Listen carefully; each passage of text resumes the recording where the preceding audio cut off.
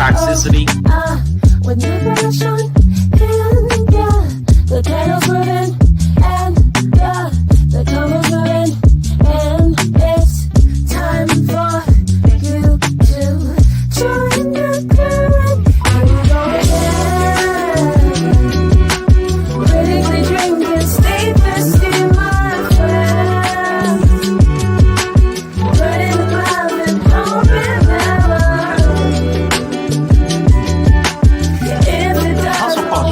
Hustle and grind culture is another version of it. I can sleep when I'm dead. You'll be dead. It's showtime. Come in and have a drink with the whole crew. Come on then, join the panel or draw from the chat. Do it how you wanna do. The misfit goods keep the whole chat lit. And soon you'll be a part of it too. So come back again, my friend, or we'll come find you. Here we go again. What's up? Ready for drinking, stay thirsty, my friend. Burning love and hoping never. If it does, oh, we'll be back again.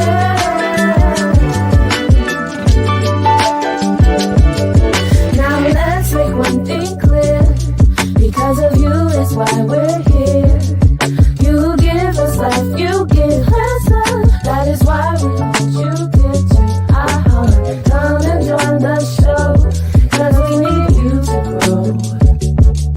So pull up a chair and share with us all of the things you know. Here we go again. Critically drinking, stay thirsty, my friend. Burning love and hoping never. If it does, oh, we'll come back again. And like the song say, hey, don't, I will come find you. Easy way. With a hard way. Amazing. I got my own platform. If I got something to say, I hit my live button, ho. I would not be camped up. What's up, everybody? Hope y'all are having a good day.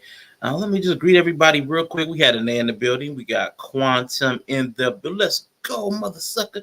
420. And it's the first of 10 palindrome days. So 42024. So, you know, we got that going. Inya, appreciate you popping in. My so-called live. Happy 420, everyone. How's it going? I'm gonna try to get that down. I'm gonna try to get your voice down. I think I can get it. How's it going? I think I can get it. It's gonna take me a minute, but I think I can get it. So today, you know, we're here for another installment of the faith and religion discussion. I've enjoyed both parts so far. One of our guests is here. We're probably going to need a few minutes for the other, but let me go ahead and introduce the gentleman who is here. You know him from his faith talks. He does panel up in quite a few places, probably not as many as he used to, but does a lot of faith talks, discussions, Bible studies. I know Friday morning, I believe, is the one that I've popped in on a few times, but it's been a minute. But we got Bolo TV, the village in the building. How are you, Bolo? I'm good, brother. How you feeling? I'm doing pretty well, man. And thank you for being here. I know I had a bunch of miscommunication with Bro C, but I'm glad you were able to make it. It looks like last minute because he didn't see my email until it looks like earlier this morning. So I do apologize for that. No, I should have reached out for your email directly, but I did not. So that's on me. You good. He's in traffic, so he'll be here soon. So okay, cool. Yeah, how you doing? How's the family? Everyone good? Man, family's doing pretty good. I mean, just a little life stuff, like little life hiccups, but everybody's healthy. Everybody's here. That's awesome. How about yourself? Everyone's good, man. Can't complain. You deal with it, you know. How the cards are dealt, you deal with it. Yes, sir. Absolutely. Just so you know why we're here today, I've been having like a string of conversations around faith and religion from the person's perspective. I know there's been a lot of conversations about what does religion do, like from an outside lens trying to dissect religion and faith. But I've been asking people questions to get their opinion and their experience on faith and religion, as opposed to it just being kind of spoken to like it wasn't there. So like, people say, so like I wanted to get the person's, how they feel about it. So right. I brought people from different faith, I guess, perspectives. My first group was like 3 people who have a very open faith perspective, where they kind of pick things from different branches of religions and faith, but they have like I know Christ consciousness came up quite a few times, but it was just one aspect of many. I had another panel where everybody was like atheist, agnostic, or disinterested completely. And I wanted a panel where I had people who were definitely a practitioner of faith systems. So that'd be you, Bro C. Because of the scheduling conflict I had, one person is going to be on tomorrow with another group, but I wanted people who were, would say were practicing the faith actively. So I definitely appreciate you for being here. So it's going to be a series of questions. Thank you for the invite. Oh yeah, definitely. Because you're definitely somebody I know in the space that I respect as far as you've been consistent. You've been consistent, and I respect people that keep a consistent voice as far as what they believe.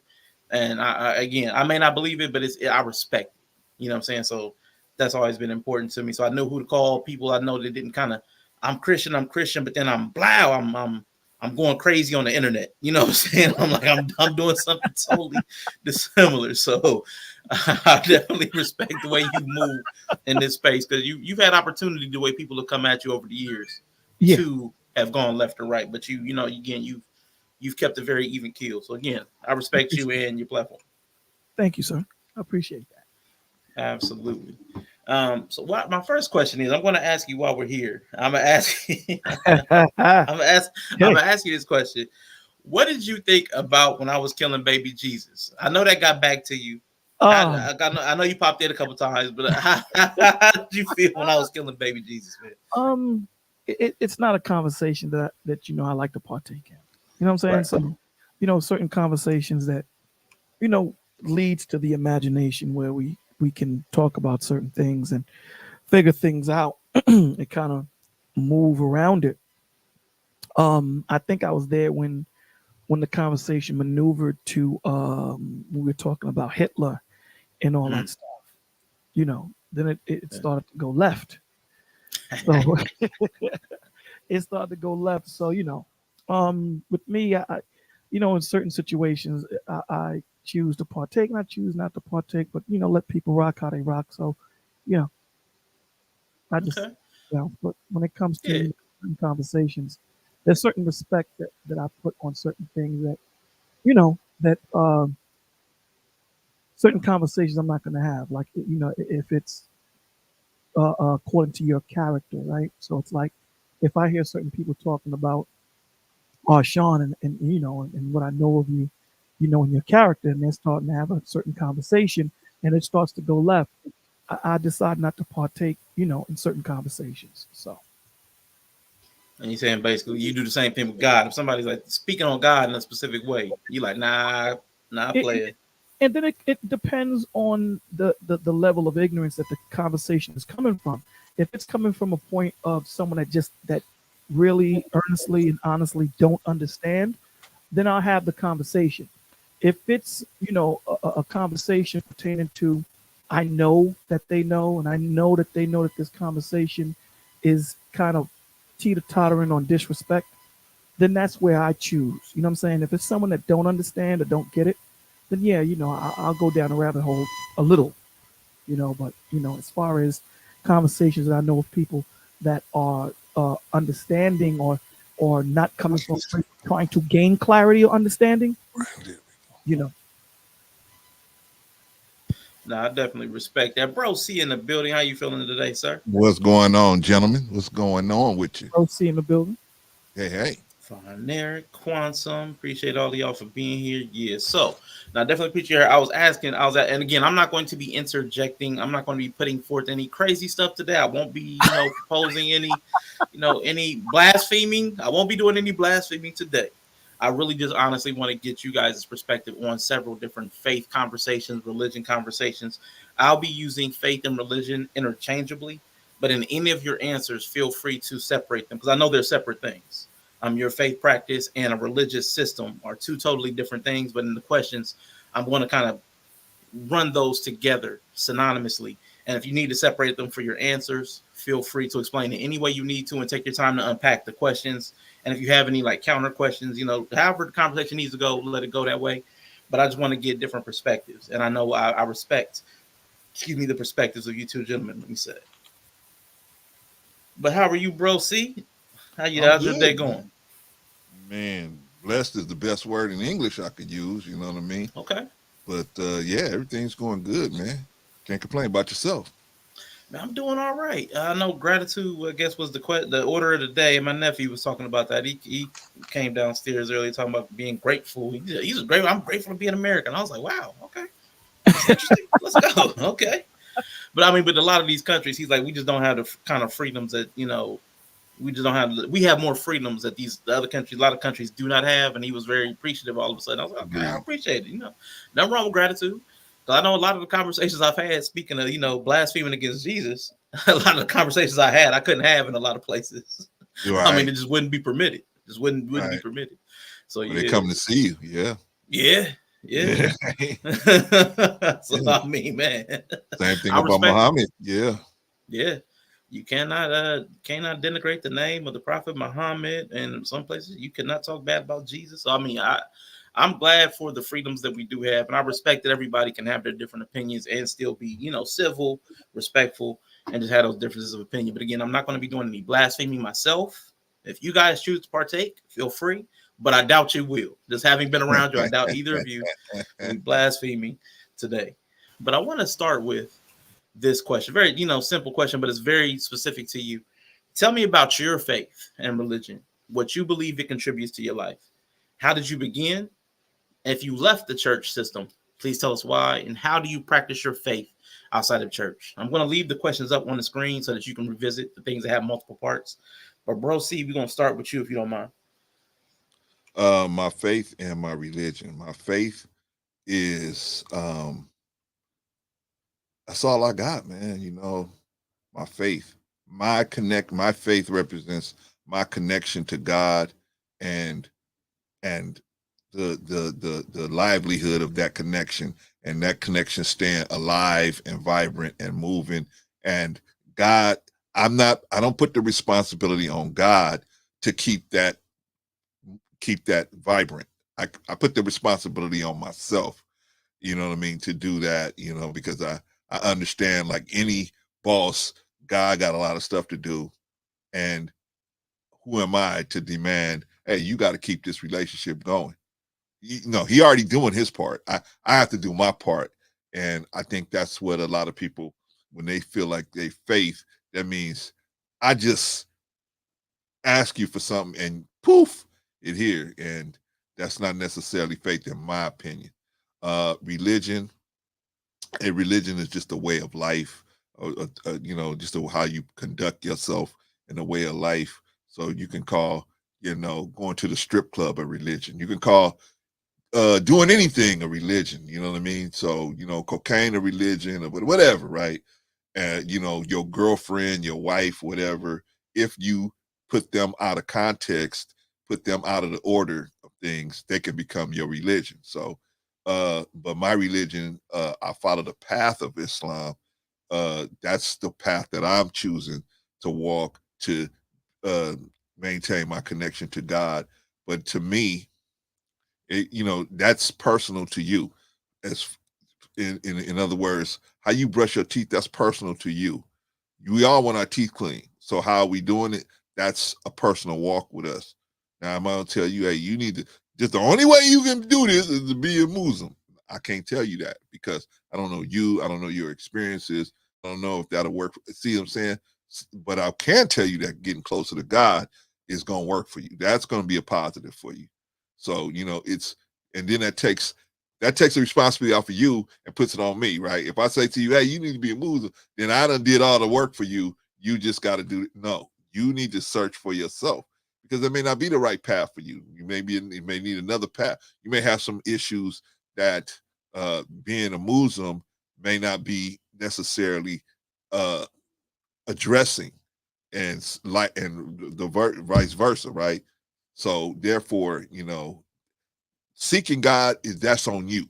And so that's what I feel like faith is something that we need to, it's something we have to harbor, and we have to, believe that if we ask for something in the right way, and if we're willing to do the work, then that my belief is that it's going to be delivered to you. Now, do I know when? No. Do I know how? No. But I have to have my God eye open so I can see God working in the situation. So, oh, okay. As far as what does that it contribute to my life? It completely turned my life around. Because before I thought I was a good person. You know what I mean? I didn't hurt nobody. I didn't try to do things to hurt people, but I really didn't.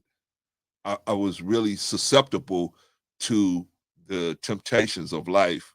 You know what I mean? Falling down here, falling down there. And so when I became involved in Islam, it helped me. Did it stop me? No. It helped me to deal with it better until I'm getting to this point now where I could see trouble coming 100 miles away. As before, I couldn't see it as clearly, and then try to avoid it, and then have the wherewithal to know how the movie was going to end. Now I kind of could see all of that stuff already in people, in situations, and stuff like that. So I can avoid people that I know is going to be a problem later down the road. I can avoid situations that's going to be a problem down the road. I don't have to be this, what do you call that? Popular person where all these people come running to me. I don't do all that. And let's see, how did I begin? I became involved in Islam when I was seeking some answers from the church that I was the closest church I had to me.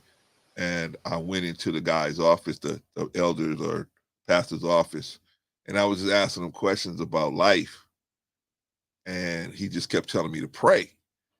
And I was like, pray? He said, yeah, pray.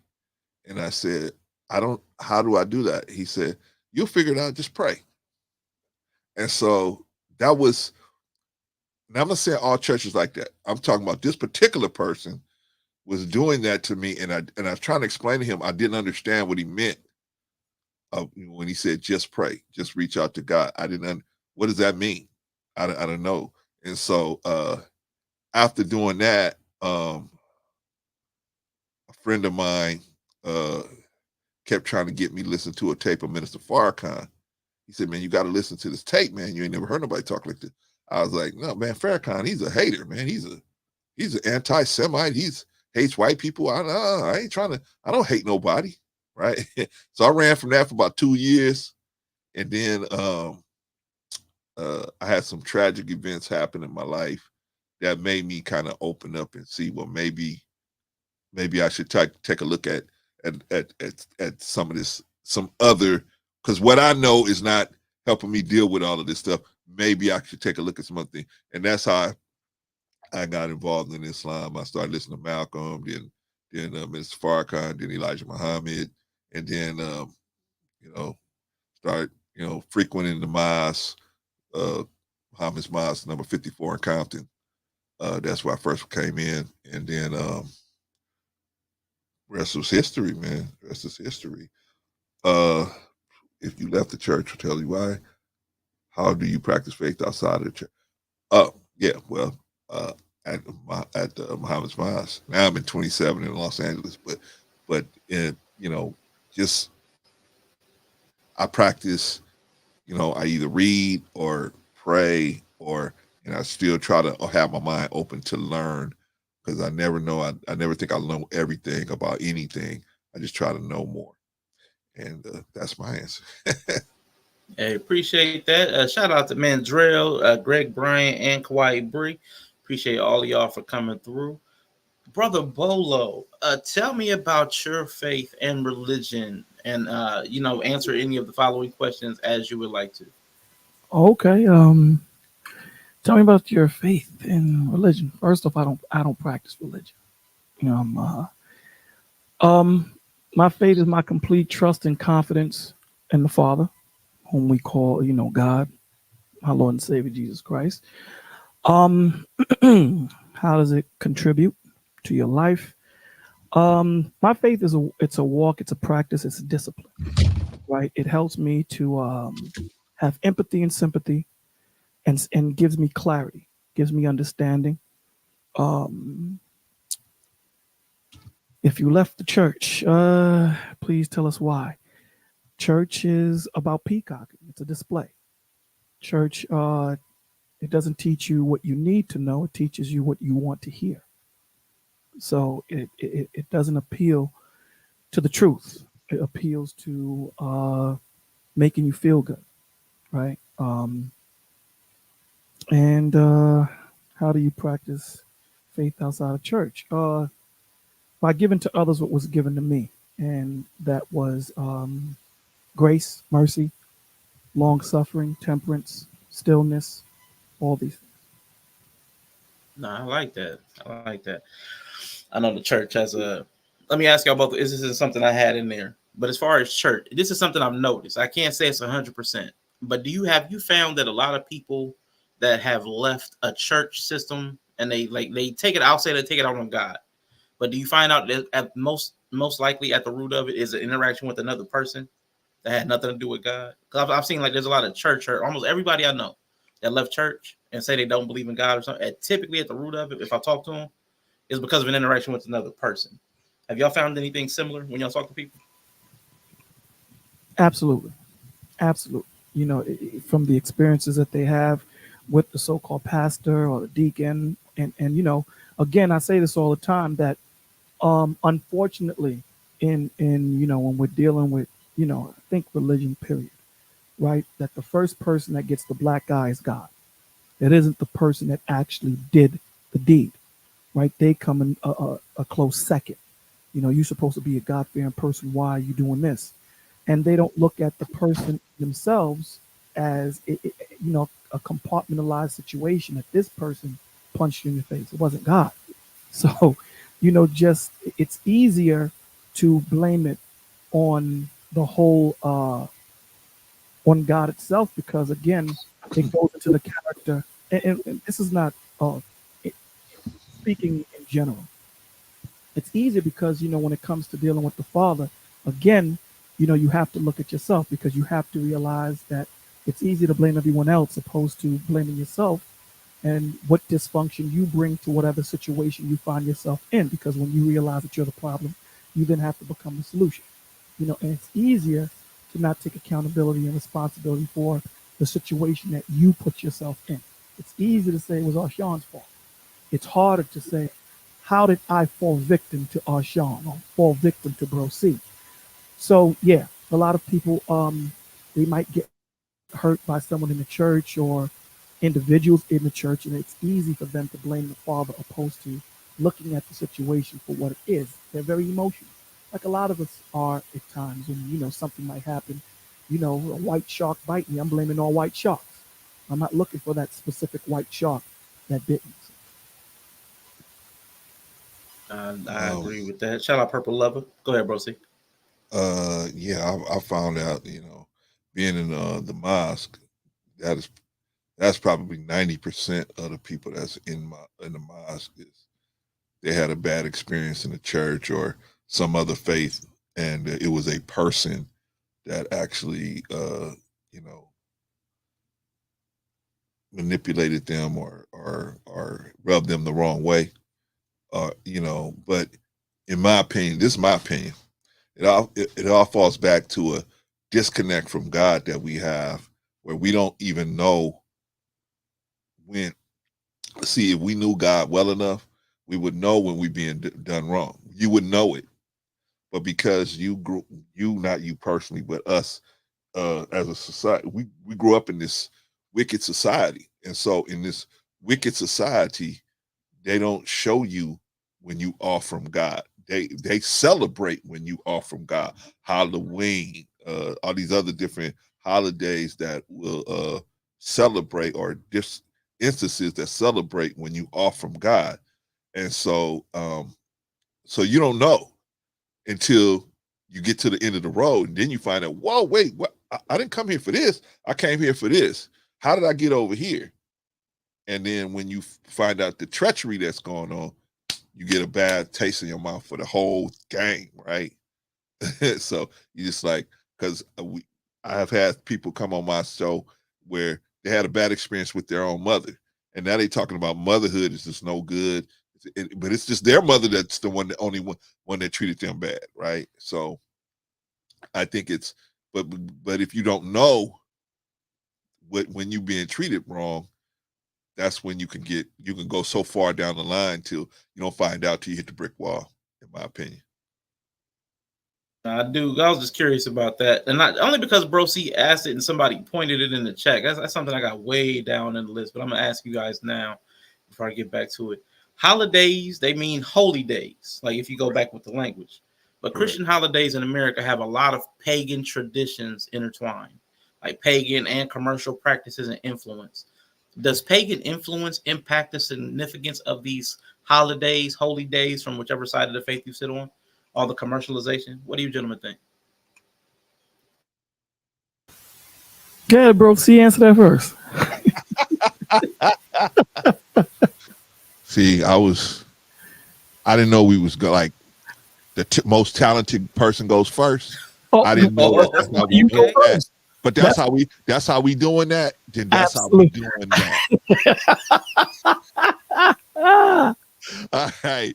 Well, I'm sorry. Okay, let me read the question again. Does pagan influence impact the significance of the days, whichever side of faith you sit?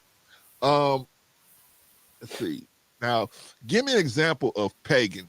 Give me an example of that. So, like the big one would be, I guess, like we just had Easter. We just had Easter, and you know, they Easter bunny that's not Christian. You know, the eggs, that's not Christian. So there's a lot of non-Christian symbolism and things brought into Easter. Which even if you talk about Easter, I believe they talk about it's Ishtar. It was a pagan name that got co-opted as far as coming in with the resurrection of Christ. So I believe there's a lot of like, it's somewhere, but with Roman Catholicism, something like somewhere there's a lot of mingling at some point of a lot of these concepts. So that's kind of what I mean. Same thing with like Christmas is another big one, you know, with the 25th being Saturnalia, and that's probably not when Jesus was born.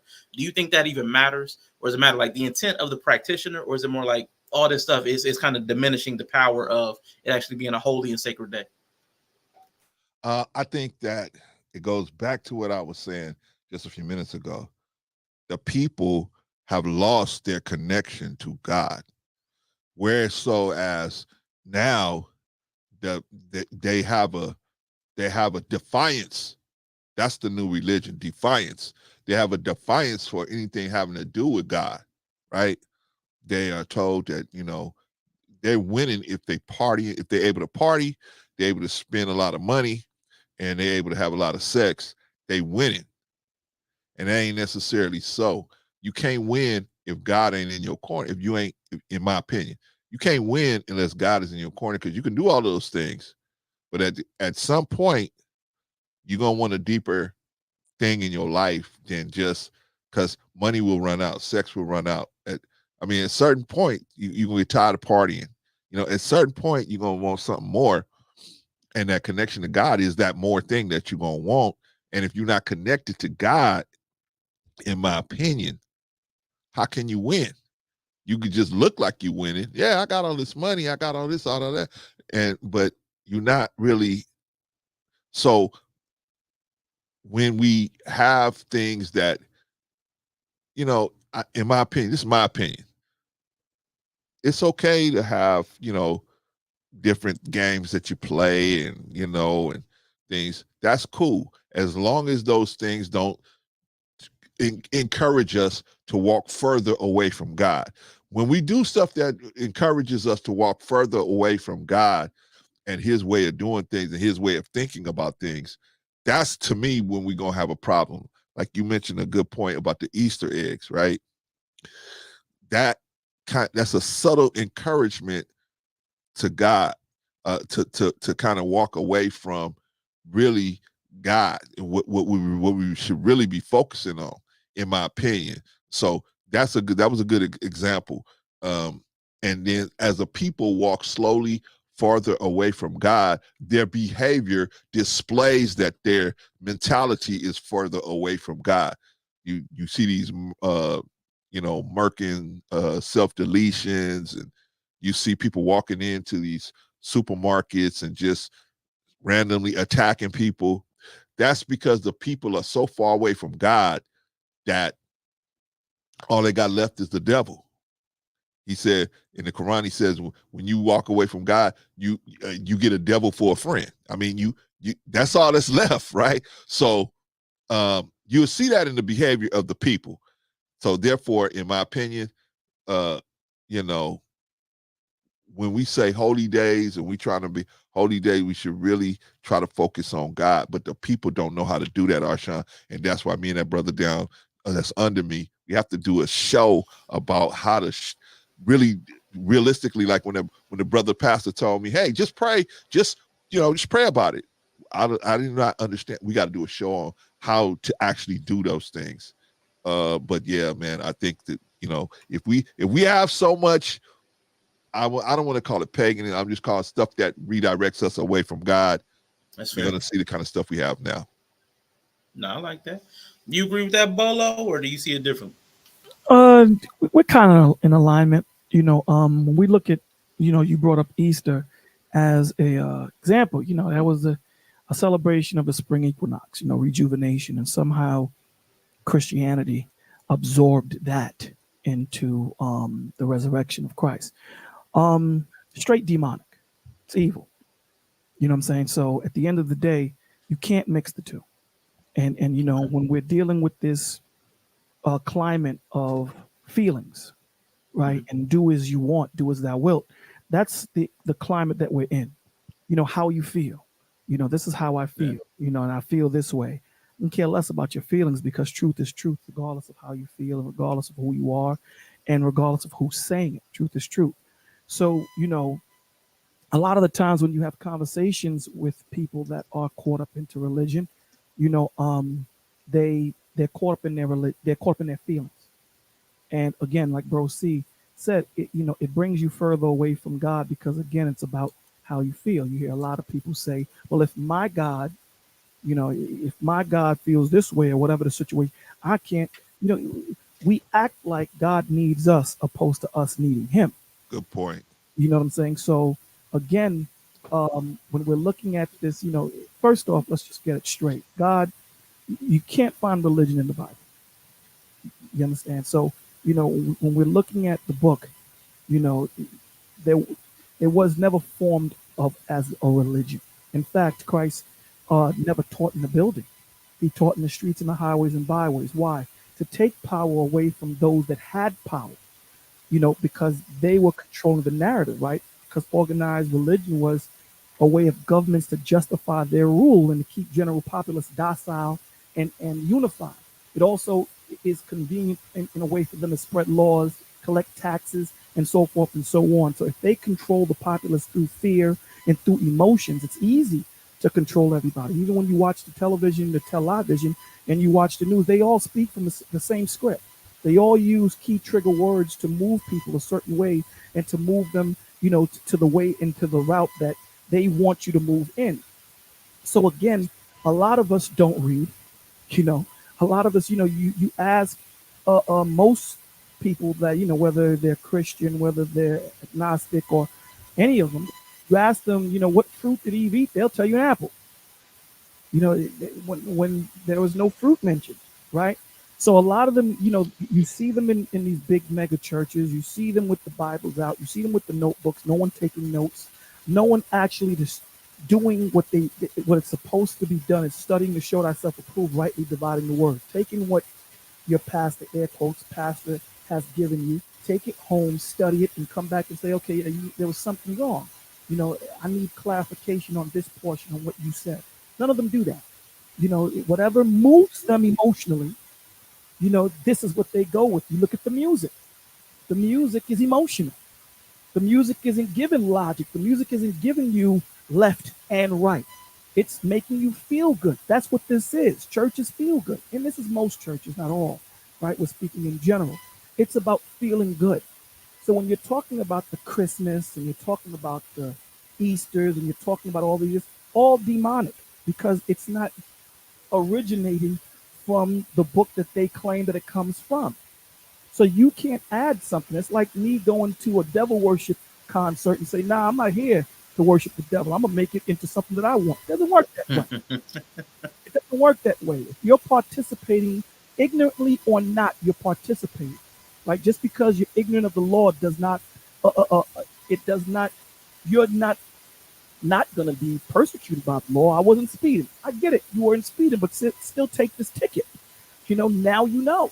So we have to we have to understand that just because you choose not to do the math to figure out what you're celebrating does not mean that you will not be punished for what you are participating in. Because I guarantee you, if I told half these cats that they're selling Gucci bags or Jordans at a cheap, exorbitant price, people find out where it is. True. So it's about where your heart lies, like you said. Because when you look at why we're separating and why, the world is separated from God, it boils down to morality. Because in these freedoms that we have here in America, right, we're free to do, to do this, to do that, to go up, down, left, right, go all over. It makes you more of a slave because there's no parameters, right? We give parameters to children. We have parameters at work. You know what I'm saying? So, this world right now is making a bunch of spoiled children to be able to do what they want to do and not think about the ramifications of what they've done. But here's the thing. The Lord is tallying it all up. And somehow, some way, someone got to pay that bill. So someone's going to have to pay it. So this is not about emotion. This is about doing things using emotion. Because for any of us to say, let's just straight be logistical and logical, it's asinine.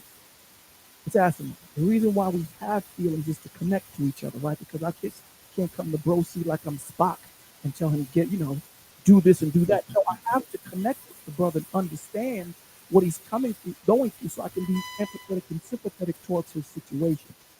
But when we're talking about paganism, it has highly influenced religion.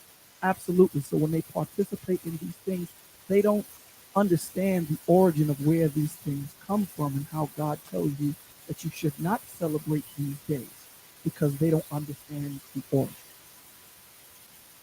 Okay, so let me ask you this like follow-up question because I know a lot of people who say that they would say that they're Christian. I won't like particularly like speak to their every individual's faith walk, but then they'll also incorporate aspects of astrology. They'll follow astrology, and then they'll do some. They'll have like a little shrine in their house for ancestors. Like, how do you feel about people that incorporate other things into their daily life, not just the like holidays, but like again, those other things? Is that anti-biblical? As I've been taught, I've heard one that is anti-biblical, like signs, divinations are problematic as far as the Christian Bible.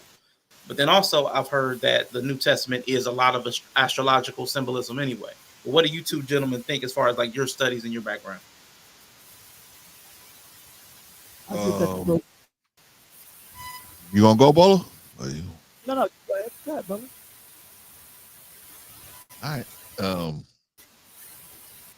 I think now you asking me is that would that be okay Yeah, or what like do for I think your in in your in general? your faith system, in your faith system, to your personal opinion, people that incorporate and adopt other practices into the faith that you participate in. Oh, okay, Would I you got you. like so they Got add some astrology, they add some numerology, they add a you. little bit Okay. of this, like a little bit of dabble, little dabble here, dabble there. Okay.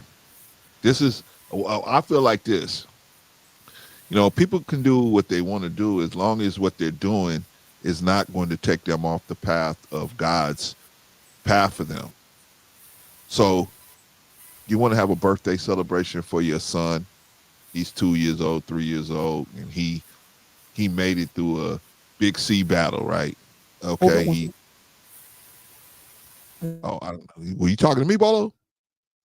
Nah, you talking to somebody else. He Oh, muted. Yes. you talking all right.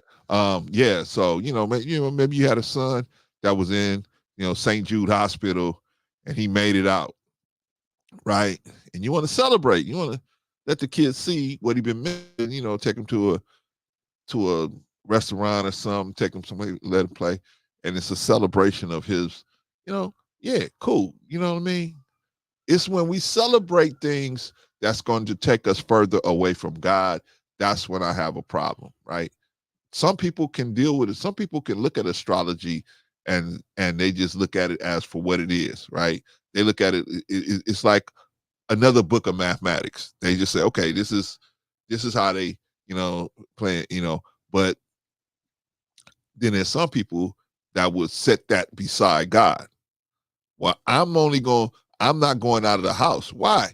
Because today it said that Tauruses have to stay inside or big trouble's going on out there. When they start doing that, that to me is when it's an issue. It's a problem, right? Or like we talked about the Christmas situation, right?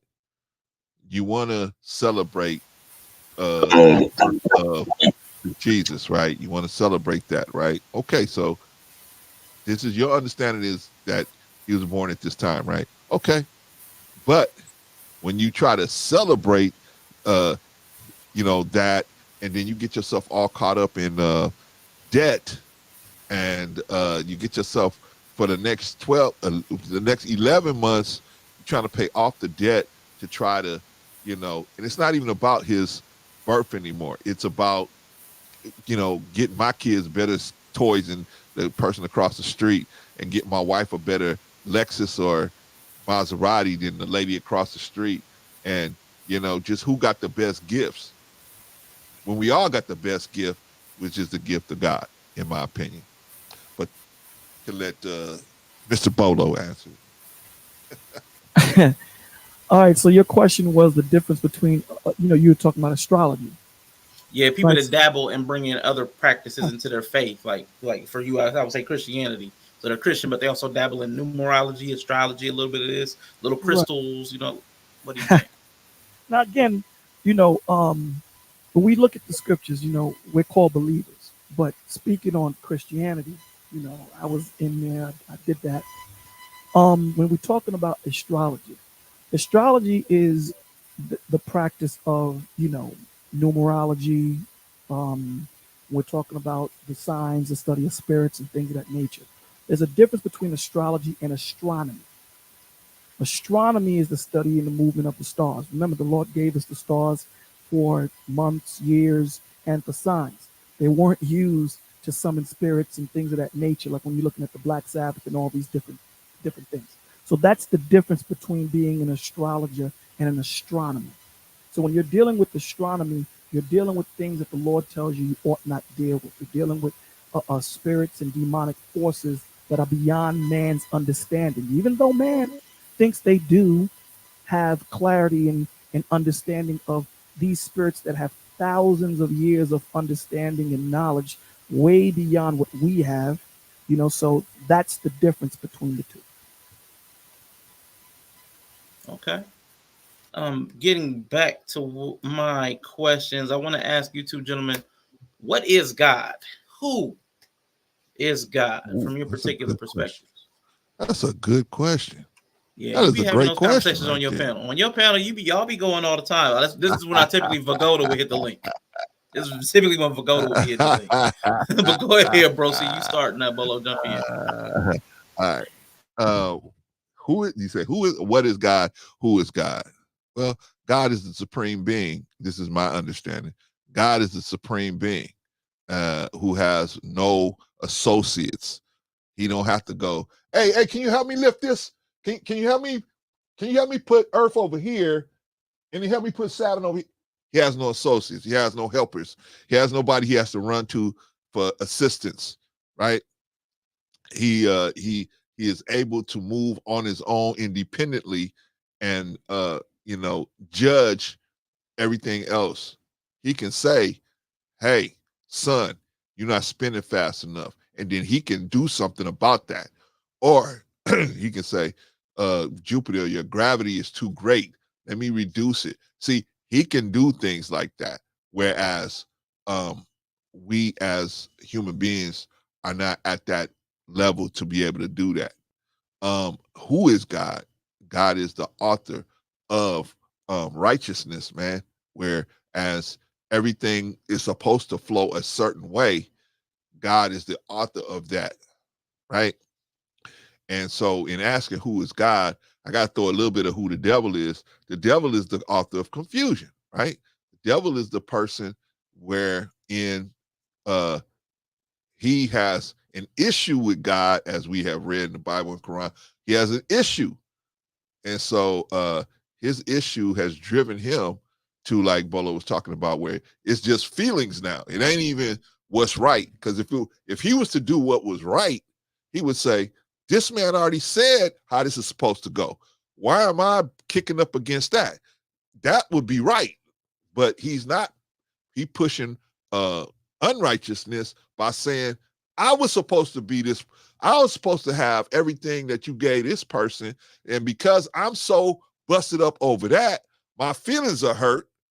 I'm going to, anybody I see even thinking about trying to walk your way, I'm going to try to get them to go off the path, right? That's his feet. He in his feelings, right? We say that in the street, right? You in your feelings. Well, the devil was in his feelings. He don't understand who God is. This is the supreme being, right? If he say go left, go left. But my girlfriend's waiting for me on if I go right. My wife is waiting for me if I go right. My children are waiting for me if I go right. They're gonna be happier if I go right. But I said go left.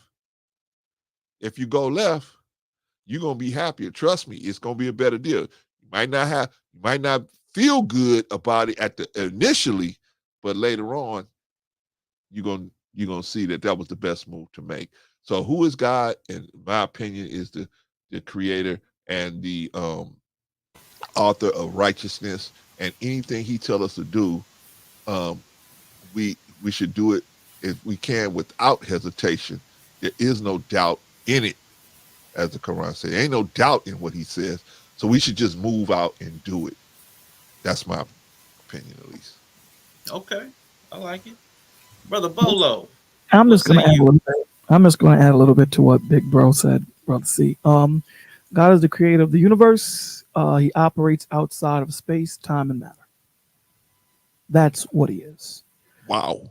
Who he is, God is full of mercy, grace, kindness, patience, understanding, long suffering, uh, sacrificing, stillness, clarity. He covers you. He gives you the thought process that you have. He's merciful, and he died for you and me. That's who God is. So let me ask you a follow-up question with that. You can. I know you both are theists, like you believe in a deity. So I want to ask you this because both of you reference like he when you talk about God. I know the Bible uses he and says God's the Father. But does color, race, gender, does that matter to who God is? Does it need to be a black God, black Jesus, white Jesus? Does any of that matter? As far as the he, the maleness of God, is that important? And then secondarily to that, is there only one true God or religion? But the first part of the question is like, does it matter the form that God takes? Color, race, gender. Does that matter to you? And do you think there's only one true religion? What do you gentlemen think? You gonna go first this time? You want me to go first? I think we should keep it consistent. Go ahead. Okay, we keep it consistent. One of us gonna give you a real long answer. One of us gonna give us short answer, right? All right, so We're gonna see. So no, but he's gonna clean up my answer. Whatever I say crazy. Don't do that. Don't do that. Don't do that. All right, so does it matter what God, race, color, or gender, or God is? No. Only thing that matters is righteousness, right? Only thing that matters. God, if you look in the Bible, you look in the Quran where it references God being a male, right? That's typically for our understanding, right? We don't know, but God has to reference himself in a way that we can understand what's going on, right? Okay. He really can transcend all of this stuff, right? Because spiritually, you can be with it, but he has to make himself, he has to put things in a way where we can understand it. Okay. Now, color, no, that's something that doesn't have any matter to what difference does it make if God was white, black, green, yellow, or red? The only reason why color comes into it is when other people start. If I came to you, Arshawn, you didn't know nothing about God. I came to you and said, God is blue, and God said that God gave me the revelation. I could come and have sex with your wife, and I'll tell you a bunch of crazy stuff. Then you start saying, wait a minute, Clarence, you catch me in this lie. Then you catch me in this lie. You catch me in this lie. Okay, now I told you that God was blue and you found out that God was black.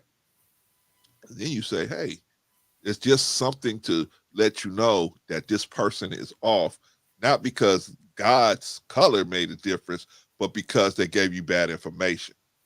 Follow what I'm saying? It's not the fact that, oh, well, he's white, he's black, he's this. Prophet Muhammad was white, man. So it doesn't matter what, the only thing that matters is, are we getting the right information? Are we, in my opinion, are we getting the right information? Are we following the right code of what righteousness, what God wants us to do?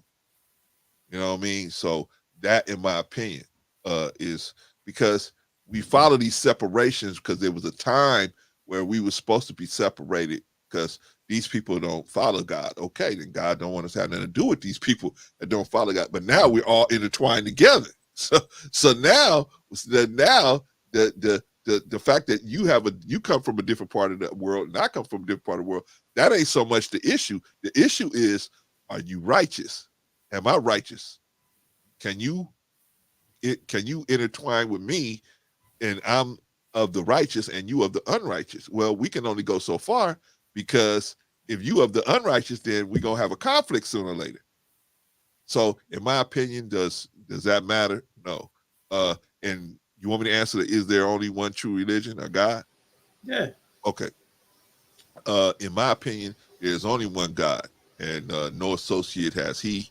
So says Quran, he don't have no associates. So that means that ain't nobody, if God is moving his furniture moving into an apartment, God is not gonna call somebody over and say, hey man, can you come help me get this furniture? And he has no associate.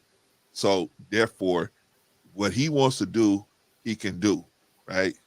Mm-hmm. If he wants to be at this place and at this place at the same, he can do whatever he wants to do. So that's in my opinion, now, as far as there being one true religion, I can't say there's one true religion, because there ain't one true religion for nobody, in my opinion.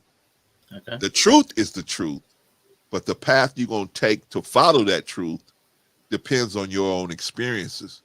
Okay. Depends on how you came up. Maybe you came up in the church and people hurt you. Maybe you came up in a mosque and somebody hurt you there. Now I can't tell you, oh, well, get back in there. How can I say that? Mm-hmm. I say you have to try to get closer to God, and God will give you that ease you're looking for.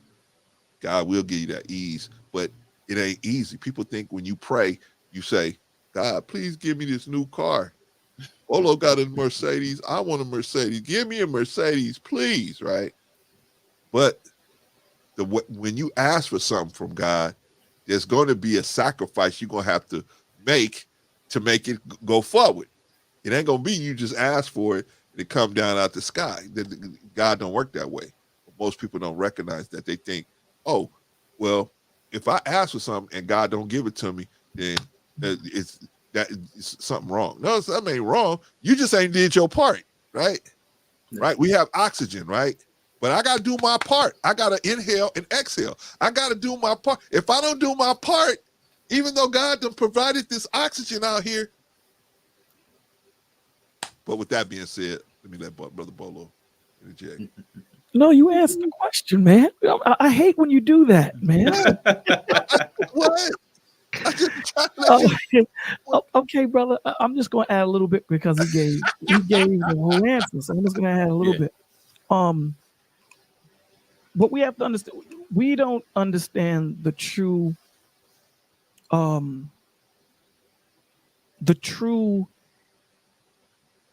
entirety of God. God has Okay. given us enough to understand who he is. And he has decided to present himself in a masculine vibration. Good point. Now, Okay. when he does reveal himself in his true power, I believe he's greater than that. Absolutely. Absolutely. However, the way he has decided to present himself to us is in that father masculation, that father, vibration. Why is this? He gives us the example of a father. Why? For protection, for covering, for guidance, for responsibility, for character, for integrity, for direction. This is what he does these things for. Why? Because as fathers, as men, we have 3 men on this panel and men in the chat. We have a perfect example to draw from. So this is Okay. why, he presents himself as a man so that we have this example of what we should aspire to be. So let me ask a question about that. A follow-up question. Let me get this one off the screen though. Let me see where we at. I mean, because I've heard these conversations. I've been around a lot of, I would say, the gender war. I've been around a lot of the gender war conversations. I enjoy them, but there's a lot of I do, but there's a lot of influence, I would say, from religious structures about like traditional masculinity and what manhood is. A lot of it they say is informed by the Bible. They say they want the Proverbs 31 woman. Even people who say that they're not living a godly lifestyle will say that they want like a Proverbs 31 woman. So how do you say, because you guys said God is the example of masculinity, or like to provide, to direct, all of those good things. How do you feel that faith has influenced manhood in people that say that they are of a faith practice? Because again, there's a lot of people in the circles that we hang around, people that panels we Absolutely. go to. How do y'all feel it actually truthfully informs masculinity, or is that just something we say? I feel like faith tells us how to perform as men, right? Well, most of these religious, walks like Christianity and Islam and Judaism, most of them have a particular guideline of how the men are supposed to be in those faiths, right?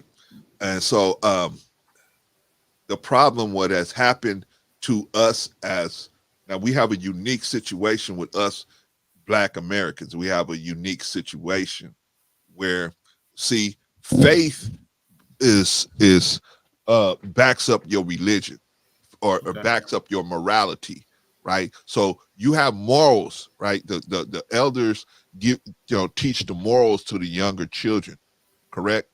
Okay, in most societies. The unique issue that we have as Black Americans is we weren't taught morality since we've been here. We haven't been taught morality because we were taught survival, and survival is always going to trump morality. If those two things are backed into a corner, your survival is going to overrun your morality. For example, if the difference between you staying alive is a man's coat and he got that coat on and you got a knife in your pocket, maybe that man ain't gonna make it through the night, right? So it just depends on your ability to survive. Now, we as men taught, see, you can't be a moral slave. You can't have morality as a slave, right? When you a slave, you can't have morality. That means that the master could call me and say, Clarence, bring your little 5-year-old daughter up to the house. And I know she ain't going up there to read or play tiddlywinks or play checkers. I know exactly why she's going up there. But for my survival, for her survival, for everybody's survival, I got to do this immoral thing and walk my daughter up here to this man so he can have relations with a little girl, right? See, so we lived that for 400 years where there was no need for morality. We don't need it as a slave. I don't need morality as a slave. If a man tell me to do something, I'm going to do it. If I say I'm not going to do it, maybe he'll do something to me, or maybe he'll do something to my wife, or maybe he'll do something to my daughter, or maybe he'll do something. I don't know. I have no control over how he may respond to my disobedience. right? Mm-hmm. Therefore, for my own survival, I have to participate in this wickedness that he's asking me to do. Therefore, morality is not going to serve me as a slave. Now, when you let me go, you didn't have no post-slavery classes. Let's walk you back into morality. Let's walk you back into the science of business. Let's walk you into the science of governing yourself. None of that happened. Just here's some money, right? And if you give a crazy person money, they're gonna be broke pretty soon. So, I don't think that we can. Wait, what was the question again? Because I got off. Shoot, nah, I kind of forgot, but it was about what was the last one? Give me a second. Your question was pertaining to these cats that operate in, like the gender wars. Manhood. Yeah, is it something we just say? Is okay. The manhood. Now, is it really informing our manhood? So we couldn't use our faith to follow manhood. We couldn't even use the Christian faith to follow manhood because they prevented us from doing it. So when they opened it up to us, we still were slaves at a certain point. We still couldn't use those guidelines of manhood, right? Because we still had to be obedient to our master. Now that we are quote unquote free, we still have the mental scarring of that lifestyle, the survival lifestyle, and now we got to get into the thriving lifestyle, the God lifestyle. That's what we got to get into. And so that's typically hard because we have met our men actually tried to be men, they were met with viciousness by the Caucasian society most of the time because they didn't look at us as men, they looked at us as pretty much slaves. And then when they stopped us from being slaves, they looked at us as leeches, even though we did most of the work here, right? But that aside, so who are we going to look to be men now? We have to look to the Caucasian to be how to be a man, right? He's making money. He's taking care of his women. He's providing for his family. So that's our example, right? That's going to be our example. If we don't have a knowledge of God, if we have a knowledge of God, a clear knowledge of God, we can look to God and say, okay, we can look at his examples that he gave us in these books where, being a man ain't always so easy, right? It ain't always so easy. But we understand that comes with being a man, that comes with it. What a lot of these guys out here, especially in the red pill community, is that they want it to be easy, nothing but ease to be a man. It's nothing but ease. You don't have no problem. Your wife don't give you no problems. Your kids don't give you no problems. If you do, you just got a totally bad situation. That is not the reality. The reality is things happen. Challenges come up. I don't care if you're single, married, whatever. Challenges are going to come up. So get to be men, we need to be around more men. And because another reason why, and I'm gonna close it up, another reason why is we have so many single parenthood situations in the Black community where you don't get the balance that was supposed to be there. And so now there's an overcompensation a lot of times, right? Either the female is more masculine than she should be, or the male is more feminine than he should be, or there's some overcompensation somewhere. We need to get back to how would God handle this situation? How would God handle this? And the last thing I'm gonna say, the reason why we don't want to know how God would handle stuff as a man is because we don't want to be ostracized. Number one, you're gonna get ostracized by people, man, if you start talking about God. And number two, you ain't gonna get no women, right? And our young men think that women is the barometer of success. If you can sleep with a whole bunch of women, that you're successful. But when it's actually the reverse. I said this before on my channel, right? I go into the bank, me and Bolo go into the bank, and is the bank manager gonna sit us both down and say, hey, Clarence, how many women you slept with? 2 or 3. Bolo, how many women you slept with? Oh, 500. Are they gonna take Bolo and they're gonna say, Clarence, wait right here. Bolo, just come back to the vault. Here's a hefty bag. Just take what you want, baby. I didn't know you was getting it like that, right? Is that gonna happen? No. No, we gonna go to a car dealership and they gonna ask us, and then Bolo say, man, I've been out there. Are they gonna take him right? Well, we don't need to go to the credit department. Bolo, just here's the keys. Just pick the one you want. No. So it really doesn't matter. It doesn't make, you don't get no award, you get nothing for it. Except you waste a lot of time and money making that person a god other than the God. So if we want more men, we want better men in our community. More men have to be out there. Unfortunately, that's the situation we're in. That's what has to happen, in my opinion. Okay. What about you, Bolo? What you think? Again, I'm just gonna add to what Bro C said. That's all I'm doing is adding. Okay. Faith hasn't helped our men in the long run, right? Because faith forces you to look at yourself first. Right? Before you go out there and get yourself a wife, you want to make sure that you are a husband, right? A lot of the times people think that you become an NBA player when you join the NBA. It doesn't work that way. You know, you should have the foundation instilled in you of what a basketball player should be. Okay, so you're a husband before you actually go into husbandry.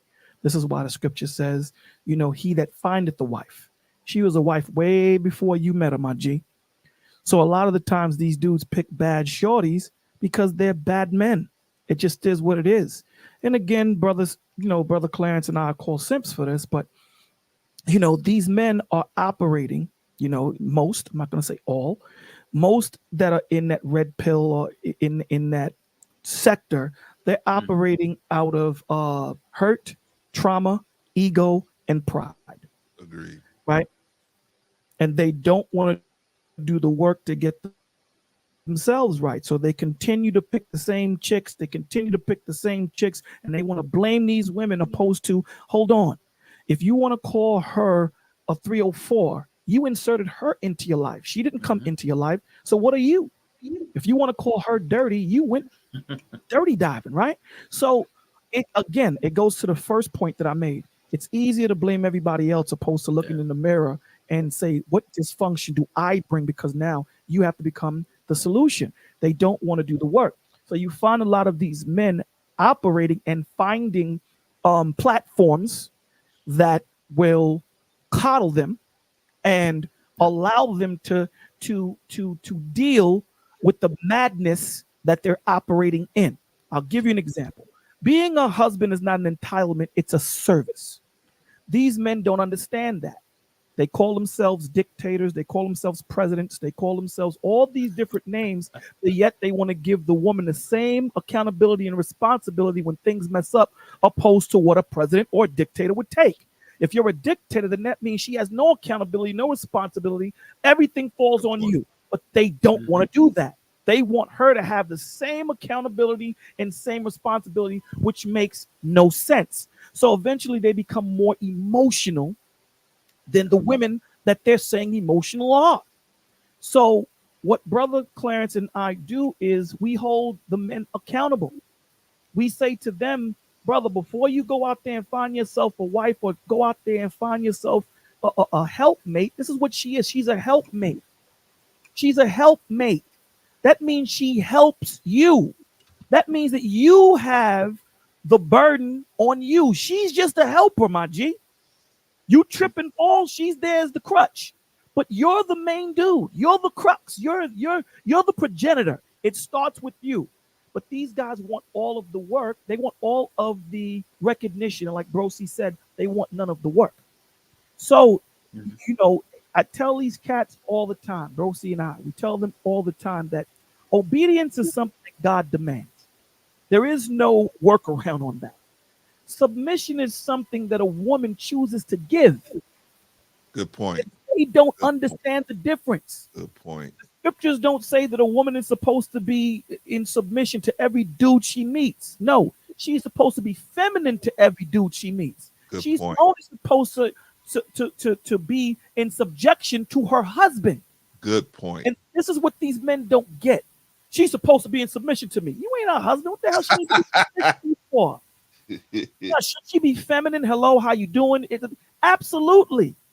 But we have to understand that We don't create an environment. It's like I sit down and I go into these sectors, and I hear these men calling women hoes, all these different names, and then want this woman to be in a feminine vibration after you've done created fire.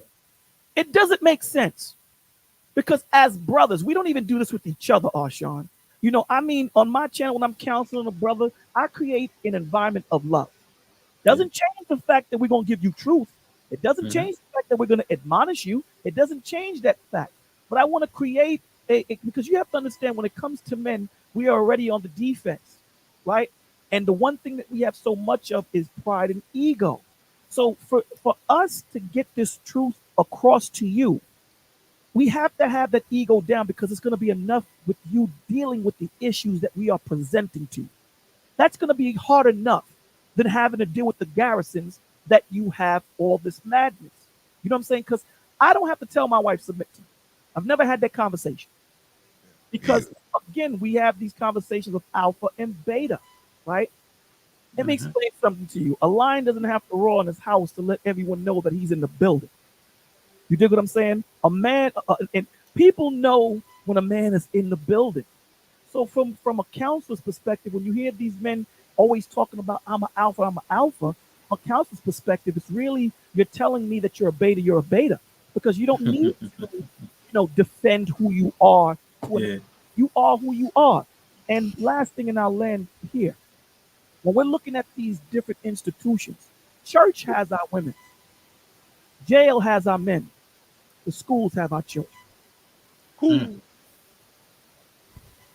Man. All right.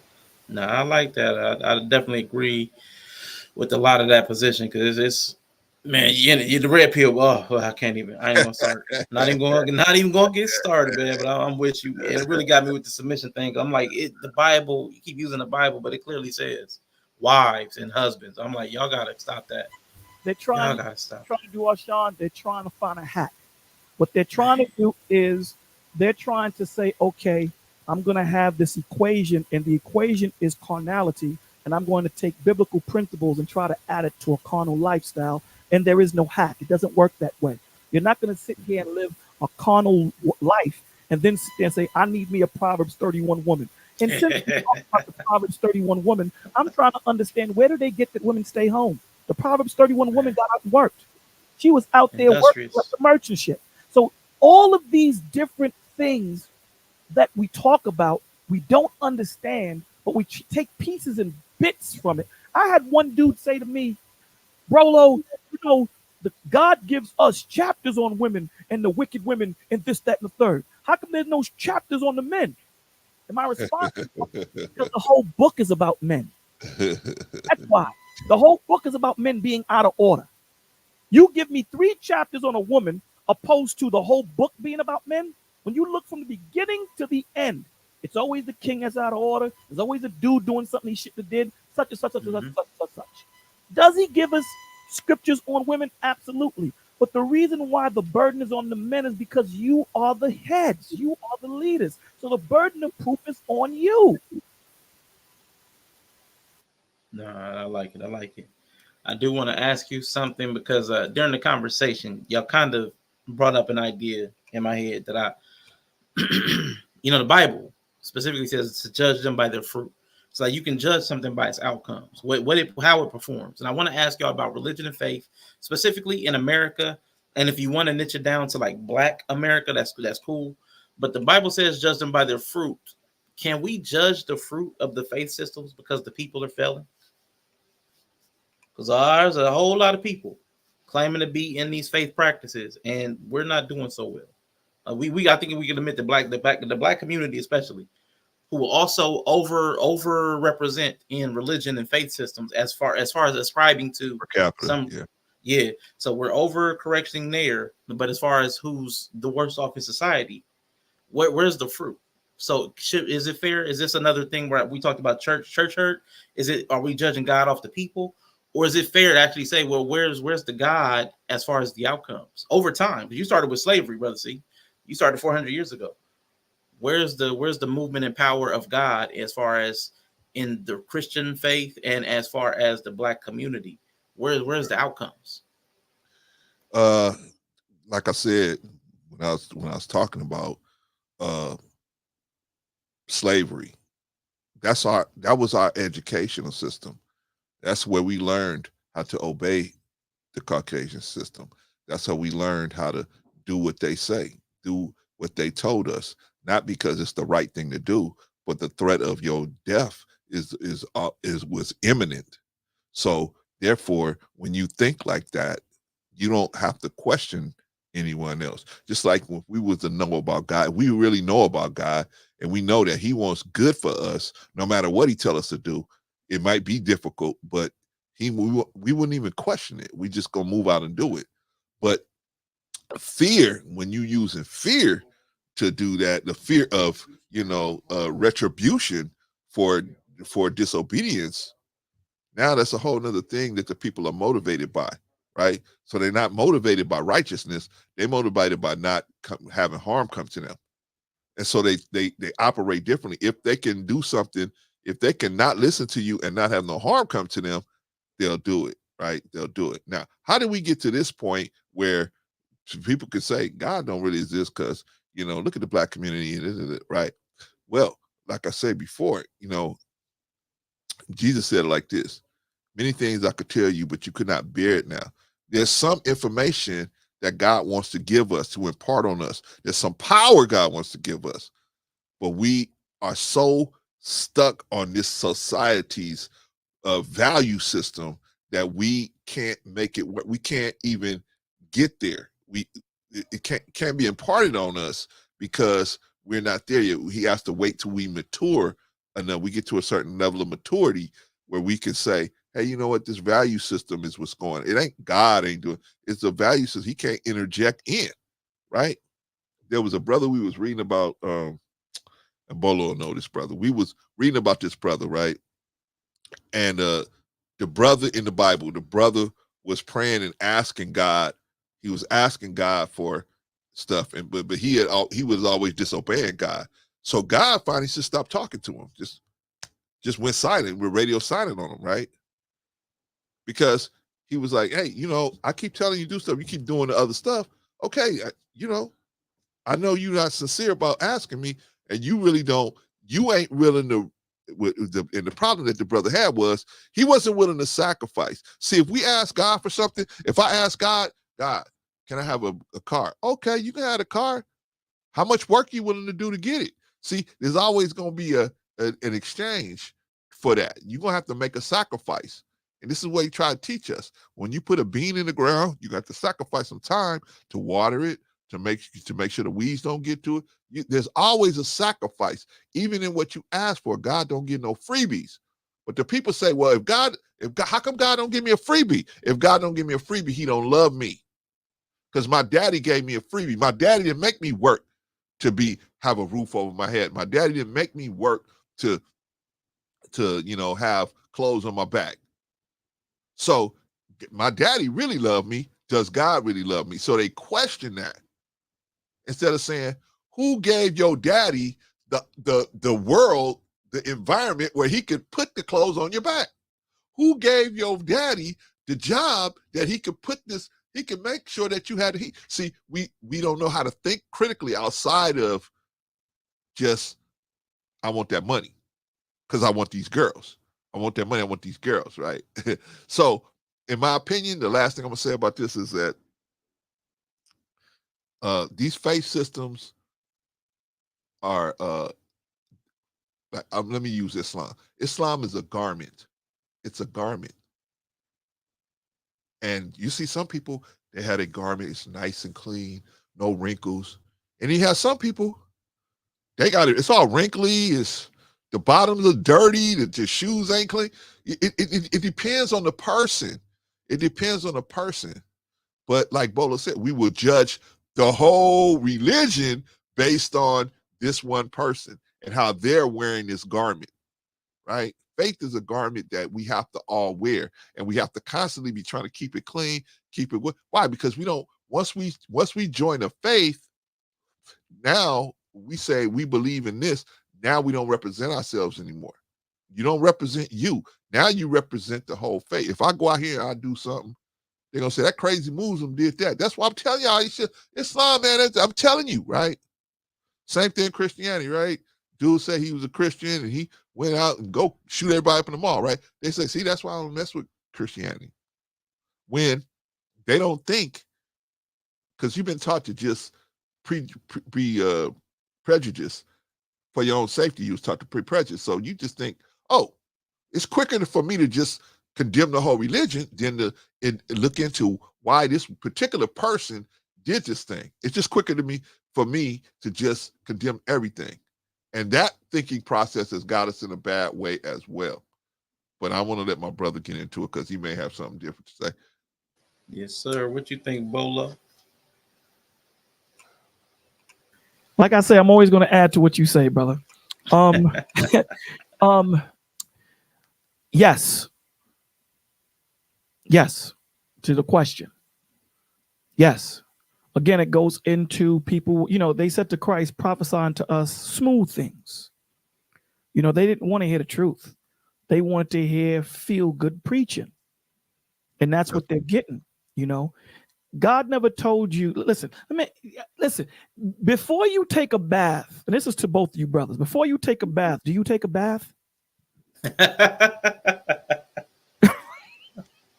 No. So before you get clean, you don't get clean, right? Right. God tells you come as you are. Yeah. You know what I'm saying? These cats keep thinking that you got to do 8 burpees, 20 push-ups, 30 jumping jacks, and run 8 miles to get down with God. They make up their own breakdowns not to go. Again, it's about them. It's the morality and them wanting to do what they want to do. Okay. Because God gives you parameters. You could do all of this within these 2 lines. Outside of these 2 lines, we got beef. But within these 2 lines, you could do what you want, my G. Go ahead, do it. But cats want to operate outside and do what they want to do. That's what this whole thing is about. So this is why you see a cat, you have a preacher who's ranting and raving on his congregation because he wanted a damn Avada watch and they didn't get him one. Mm-hmm. You know what I'm saying? This is why you got cats that, and cats talking about, I need a new plane. I need a new lid. But then you have to look at the foolishness of the people that follow. The foolishness. These cats live in the suburbs and they live in mansions while you go home to the projects. They ask you, I seen one dude said the reason why Jesus hasn't come back yet is because y'all haven't given enough money. Mm-hmm. And you get this because these cats are not reading. You get this because they're not opening up the book themselves to read it. They don't have a personal. Not giving enough money. Somebody really said that? Yeah. He said that. Prosperity gospel dude. That's crazy. He said the reason why Jesus hasn't come back is because you guys haven't given enough bread. You have that's crazy. Creflo Dollar. He said when we built the World Dome, I wanted to put turnstiles in there. And what you would do is when you would walk by, you would go through the turnstile and you would hear World Dome, welcome to the World Dome. And if you didn't pay, the turnstiles would come down and they would be calling you crook. And we would take you to the back and I'd line the ushers up with Uzis and we'd shoot you. Oh, God. This dude said it's on you. You can look at it. And these people give their last. These people give their last to these guys. So when I sit down and look at it and say, okay, who's the fool? The dude that fell into the pit or the 8 people that saw him fall in and fell into? And they come to you in the name of God. They come to you in the name of Jesus, right?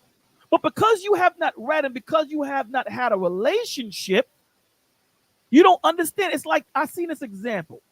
It's like if, I don't know if you're married or not, Arshawn, but if your girl called you and you said, who's this? And she says, Michelle. But you don't recognize the voice. You're going to be like, nah, this ain't Michelle. This can't be Michelle. Mm-hmm. So there has to be some type of relationship and some type of communication for you to recognize who Michelle is. She doesn't even have to say her name. You pick up the phone. Hello? Yeah, what up, baby?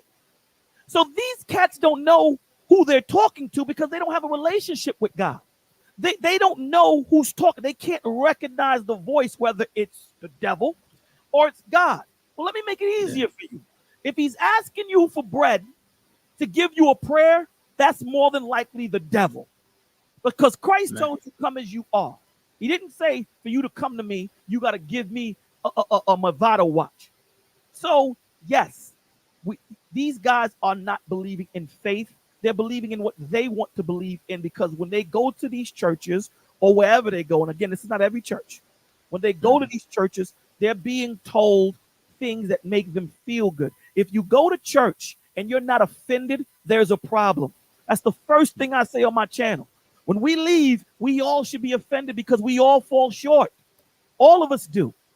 Now, that's why we come together, right? We come together because we're supposed to admonish one another. That's what brotherhood and sisterhood is about. So these cats have to start taking accountability and responsibility for their trajectory. They have to. But if we look at just the faith, you look at the churches, you got this one dude, what's his name? The black dude with the hair. He has the braids. This dude is on a trampoline jumping up and down. Oh, I saw that. Spitting in his brother's face. What? Mike Top. Yeah, Top. yeah, that's the one. You're an imbecile, bro. You're an imbecile. But you know what? Us and I speak with black people, we love theatrics. We love it. We think, yeah, he talking that deepness. And this dude, he's as deep as my pockets with a hole in it. Which means he's not deep at all. But because he has a little bread, and because he has a big congregation, people flock. And the scriptures say that. You know, people will listen to the man with money, but they won't listen to the man that don't have. Because automatically you're going to think that what he's doing is right, and he figured it out. And what they don't understand is you need to hear everyone and hear everything. So again, yes, you can look at the fruits, and you can rotten fruit. So when you hear people talking, and you hear these cats talking about donate, you'll be listening, man. Let me explain something to you. During the pandemic, these cats was talking about, I don't care if your church is closed. Pull up and drop your donation in the church mailbox. Do you understand? Oh, God. That money. They need that bread. That money. Man. You understand what I'm saying? So if you can't look at yourself and say, listen, man, I'm a father and I'm down on my luck and everything is wrong and it's just getting crazy. I'm not going to take my life. Listen, I'm better off playing lotto with that dollar than giving it to this preacher. Because what the church is supposed to do is rally around its people and say, listen, he needs to pay his rent. Arshawn needs to pay his rent. So let's take up a collection to pay Arshawn's rent. Because we've been collecting a whole life. Don't you see every church got a building fund? But no, every single one. Every single one. Every single one. You know what I'm saying? Nah. So, and again, we can't say all churches, because there's some churches out there that are doing the work. However, we have to look at the overwhelming majority, because that's what we talk to, right? We talk to the majority. We don't speak to the rule. You know, the exception to the rule. We talk to the rule. So yes, especially in the black community, it's about peacocking now. It's about the display. It's about who's looking good, who has the latest gear on, who, you know what I'm saying, who has the flashiest suit, whether it's orange, yellow. I don't understand how we wear yellow suits. I don't get it. But okay, cats wear orange suits and yellow suits. I just can't put on a yellow suit. I think I'm a bird. But cats do that. These preachers look like pimps now, bro. Bolo has a yellow suit, y'all. Bolo has a They're not hungry. As a leader, you're supposed to exude humility. That's what you're supposed to do. Moses gave up what he had to go with his people. These are what leaders are supposed to do. They're supposed to live amongst their people to understand the plight. How could a billionaire understand what I'm going through? You can't. You can't understand. You can have an idea, but you can't understand what I'm going through. So the point of the matter is the onus is on each and every one of us to be that example, to actually read. So that's what we do on our channels, right? When these cats come and they talk, and we sit there and we try to build with them, and we try to penetrate the pain and the church hurt that they've had, you know, and the traumas that they have not gotten help for. Because, you know, in the black community, Arshawn, you're not new to this. You know, if you go get help, they call you a punk, they call you weak. But if you have a broken leg, you go get a cast. If you have a messed up tooth, you go to the dentist.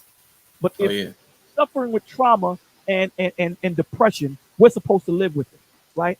The black man lives with depression from a young child. What do we tell our boy? You can't cry, but our girl, she can cry. And that thought process stays. And what we don't understand, it goes to the structure of a molecule. That stress can change the development of molecules in cells.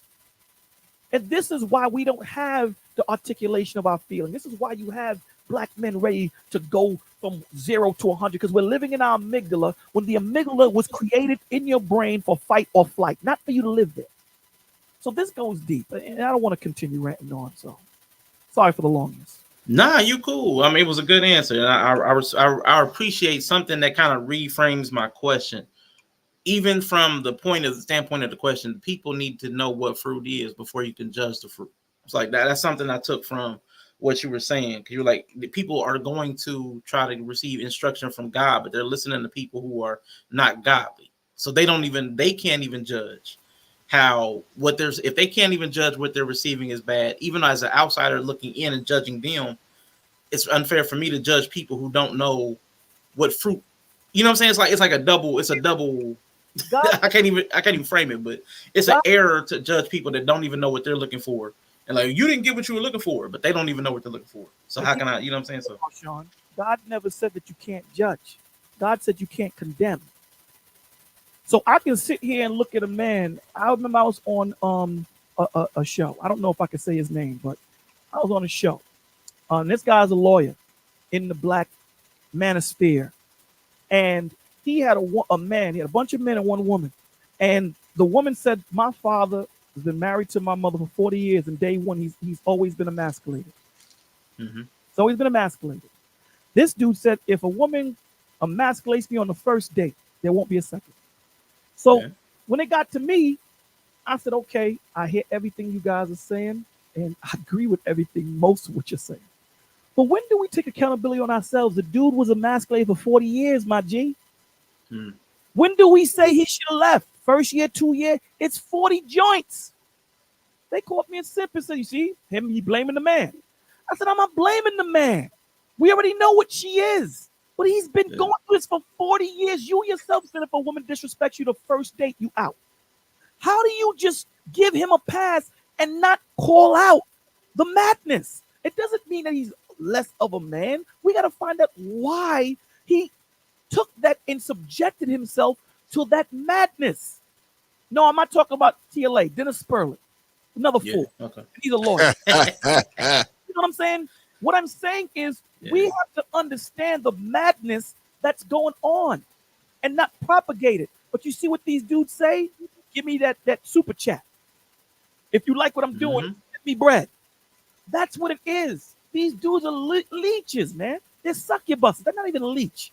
A leech falls off you when they had enough. A succubus continues to suck.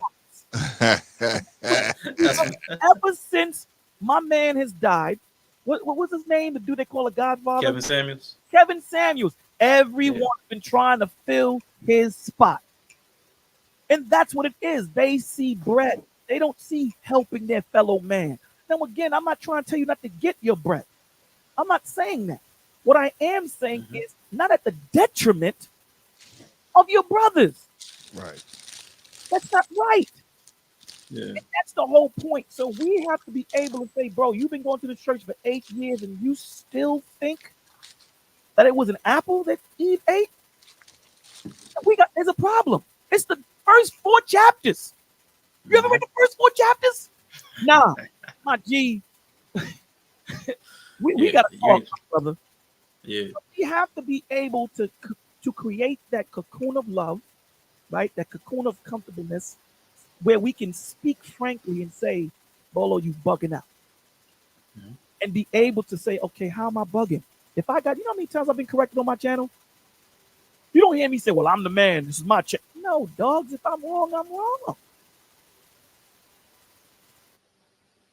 No, I do like that. You're right. I mean, if it's a culture of corruption, it's going to be hard to see good fruit come out of it, and that does fall. Even though I would. My question was kind of like wanting to blame God, but like everybody has to take their own accountability. So everybody just falls for the corruption. That's on us That for there being you able go. to be swayed. There you go. It's not Yeah, God's fault. It's like the parent. I give you the yeah, information. If you choose to mess it up, don't blame me.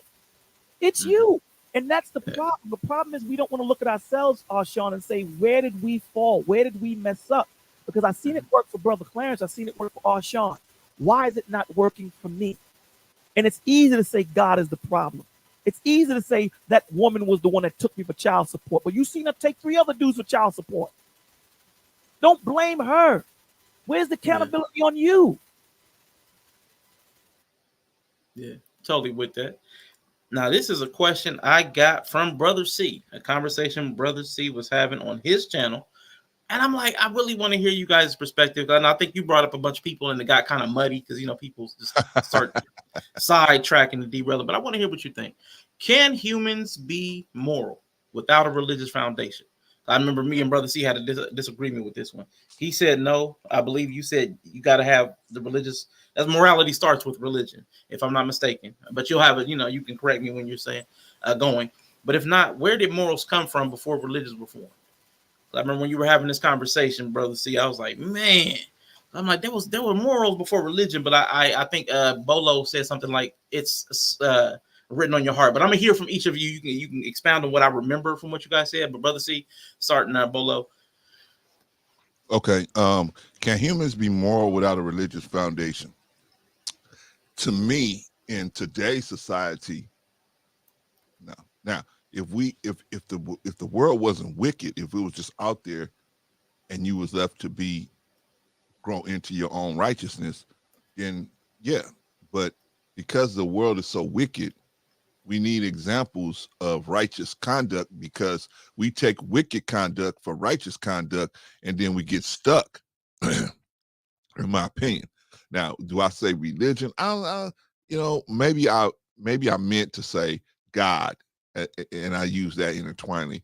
I think you can't you cannot be moral without having that example in front of you or that path of information to follow to know when you off, because morality is what helps us do the right thing even though we may not want to, but that's the right thing to do. We got to do it, right? Whereas if you don't have morals, we call that person a psychopath, right? You don't have no empathy for no one, right? You can do something harm them. As long as you're getting what you want, it's okay. So I don't think in this society that we living in today, unless we as men show other young men how to be men, I think they're going to have a problem because the temptations and the distractions are so great that it's easy for them to get caught up. It's easy for God-fearing people to get caught up, let alone people that don't have no knowledge of God and they just out here freestyling, right? And then you say, if not, where did the morals come from before religions were formed? In my opinion, we had morals because we came straight from God. That's where we came from in the beginning. So we picked up the morals. We talked to him. We see how he moved. We see how he worked, and we said, I want to be like that. I want to be independent like that, right? So we try to be like that. Even you see, like if you have a son or a daughter, you see they watch you, right? And then they see how you move and you're independent. They want to be like you, even though they little bitty child, they want to be like you. And so they try to do things the way you do them. If they see that they feel you're a positive influence on them, right? God is a positive influence on us, and we want to hear him. We want to have his morality, right? When we doing things, because we want to do the right thing, right? In the Quran, it asks, guide us to the best of morals. It asks God, It's the people asking God, guide us to the best of morals, as you gave, the best of morals to the prophet, right? So we want to be more moral. It's just we're in a society that pushes morality away. Popularity is worth more than morality. See, we want to be popular. We want to be loved by people, right? We want people to love us and want to be around us. And so that means more to us than being more, because if you be a moral person, this kind of world's gonna reject you. You're gonna have problems out here, right? You start talking about God. Hey man, you should. I was talking to a brother yesterday. I met this brother yesterday, and he asked me for $2. I gave him $3, and all of a sudden I said, "Hey man, I know you." There's a brother from the mosque. I hadn't seen the brother probably about 10 years. He got caught up in a whole bunch of other stuff. Brother from out here, Muhammad's Mosque number 27 out here in LA. I said, the last time I saw you, brother, you was fussing at me because we was raising money for some brother. We trying to get some brother out of jail, and you was mad because your brother was in jail. Right? He said, "Yeah, man, I know. I was young. I didn't understand how things work." But the point is, I never would have connected with him if I didn't have the morality of God to say, I have to reach out. Maybe if I didn't have the money, I could, I wouldn't have been able to reach out. But even if I didn't have the money, I should still reach out. If he asked me, now that's my moral compass. That's my moral compass. And in doing that, I reunited with a brother that I hadn't seen in a while, right? And maybe, who knows, I can reintroduce him back into a better lifestyle. Who knows? And that may be that's a blessing for both of us, right? Yeah. But like I said, we have to have morals to have a peaceful society, to move together in peace. There's got to have to be some procedures, because if not, I see your wife, I just take her, right? So we have to have some guidelines of how we're going to act toward each other in the public, and morality helps us to do that better, in my opinion. And God is the first place and the only place really where morals come from, and they come down from him, and then people will take what they want and put it in this religion, take what they want, put it in that religion, whatever, right? But so like Bolo said, we got to learn about a lot of different stuff so that we can see God working in every situation, in my opinion. Okay. All right, I Bolo. like it, brother Bolo. Expand on that. What do you again, think? all I'm going to do is add. That's all I'm here to do is just add. That's all I'm doing. Morality, it can't be subjective. So, it has to be objective. It has to be something bigger than us, because again, when we're looking at morality, it can't be based on the experiences of the individual. It has to be objective. It has to be bigger than you, because then again, if you speak to a man in NAMBLA, right? For those who don't know what NAMBLA is, it's the North American Boys Lovers Association. They in their heart, in morality, think that they love young boys. You put them on a lie detector test, they're going to pass it, because they truly believe this. So if every man and every woman is moving subjectively on their own morality, is based off the experiences of one in their lives, right? Because that kind of frames your thought process, your experiences, right? It's anecdotal. When you're looking at it being objective, it's bigger, right? It's a fact, regardless of whether you believe it or not. It's fact, and we have to operate in this, right? So usually when we're looking at morality subjectively from man's perspective, there's always an agenda, right? It's like, I'll give you a perfect example. Let me give you an example. You don't know me, Arshawn, and it's 3:00 in the morning, and I'm ringing your doorbell. And I say, "Hey, brother, can you let me stay in your house?" You gonna say No. And I'm gonna say what? And my question to you is gonna be why? And your answer is gonna be, there's some people that'll be here momentarily that'll take you to their house. They'll be happy to keep you. They'll be happy to keep you. They're gonna give you a bed, some food, water. They're gonna take care of you. They got you. Trust me, they got you. They got you. So basically, it's because you don't know me. I don't know your code. I don't know your intention. I Mhm. don't know your morality. So I have Yeah. to know you. You dig what I'm saying? So Mhm. that's the whole point. What is your code? When we're talking about the Yeah. morality of God, He doesn't need nothing from you. So that's where Bro C is talking about the morality of God is humility. It's about giving, not taking. It's about loving your brother. Loving is an action word. It's not just a word you throw around because I cram to understand how you have these cats that fall in and out of love. Love is Mhm. something that's proven, right? Love, how I know that I love this brother. We went through thick and thin. You know what I'm saying? So, you can't question this man when it comes to him loving me and me loving him as brothers. So the Mhm. morality has to be bigger and it has to be attached to something that will not be wavering. And when we're talking about righteousness and in justice, we live in a legal system. The system that we live in is not justice. It's legal. And there's a big difference because you can only get justice from righteousness existing. Mhm. Justice is the effect of righteousness, right? Through Good righteousness, point. justice. Good We're point. living in a legal system. In this legal system, whatever it's legal to do, you can do, and you can find your way around laws or whatever. And this is the difference between the covenant of Moses and the covenant of Christ. The covenant of Moses was a hard heart. What does that mean? That means the Pharisees and the Sadducees, these were the men that were delegating the laws and the punishments. So if I knew Orshawn, his punishment wouldn't be that bad because that's my man. If I didn't know Bro C, his punishment's going to be harsh because I don't know you. You didn't donate to the building fund. So we gonna charge you hard. Christ came to bring grace and mercy to everyone. There ain't no partiality towards this cat or that cat. And that's why we have to deal with morality above man, because man's morality is always attached to some type of self-serving direction.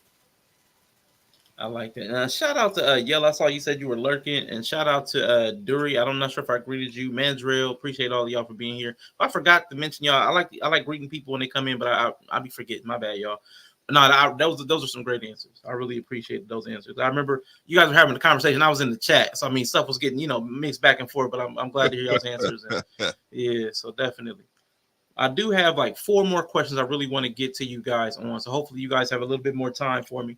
I But do. just four last questions, and I want to ask you now: do you believe in the biblical heaven and hell? And if not, what do you believe the afterlife is?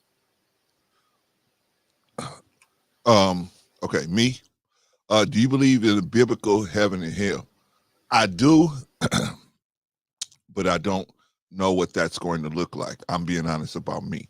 I don't know Okay. what that's going to look like. I don't know if it's you're going to have a body, you're going to have a spirit, but I don't know what that's going to look like. But I'm trusting in the Lord that it's going to be not going to be like this situation, right? Where you got evil lurking, right?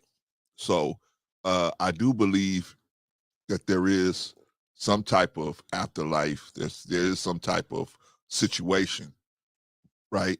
I just don't know what it is, and I just trusting in the Lord that whatever it is, it's going to be better than the situation now.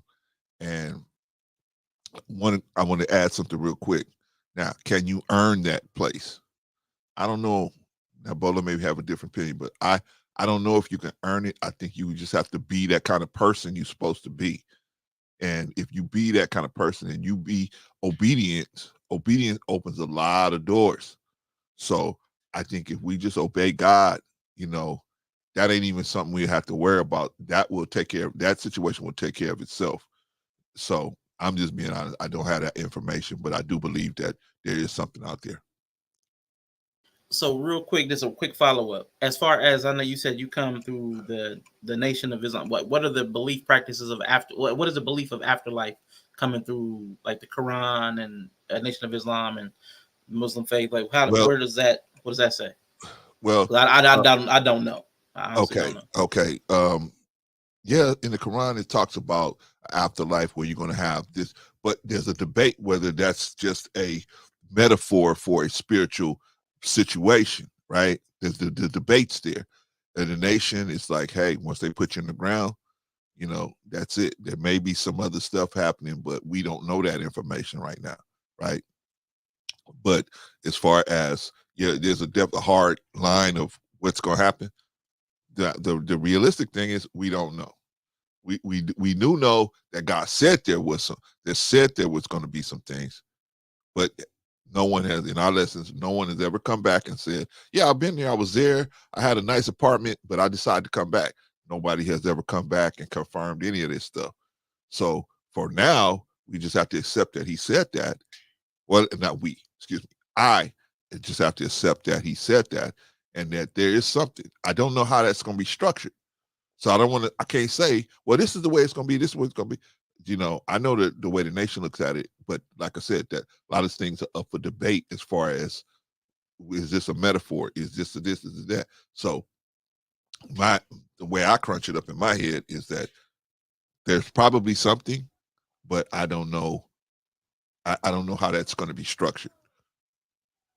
You know, so I have to see when it happens. But what I do know is this situation won't be here where there'll be strife, evil, people doing it. I know that won't be there.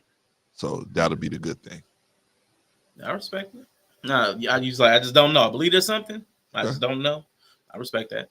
Brother Bolo, what Yes, about sir. you? Well, the scriptures give us, small snapshots of what the kingdom is going to look like and what it will be like. No more tears, no more pain, no more sorrow, no more crying, Revelations 21:14, no more death, streets of gold, things of that nature. Do I know that it's going to be like that? Absolutely. I'm past belief. There's too many things that have happened in my life. When you go from belief to faith to trust to confidence, you're now made more than a conqueror in Christ Jesus. So, yeah. Do I know that there's a heaven and a hell where you'll burn forever? Absolutely. When you read the story, the passage of the man of that had riches and the homeless guy that was in front of his home. When he passed, he was in some place really hot, and where the gentleman, I think Lazarus was his name, I could be wrong, but Lazarus was his name. He was in some place really cool and he was chilling. So, yeah, there is a difference. If Hitler's to your left, and I don't know if he repented, but if he didn't, and Hitler's to your left, you got an issue. You know what I'm saying? So, yeah. Okay, I got a question for Bolo then. Yes, sir. Okay. Are you? Anae said you eating a pork chip.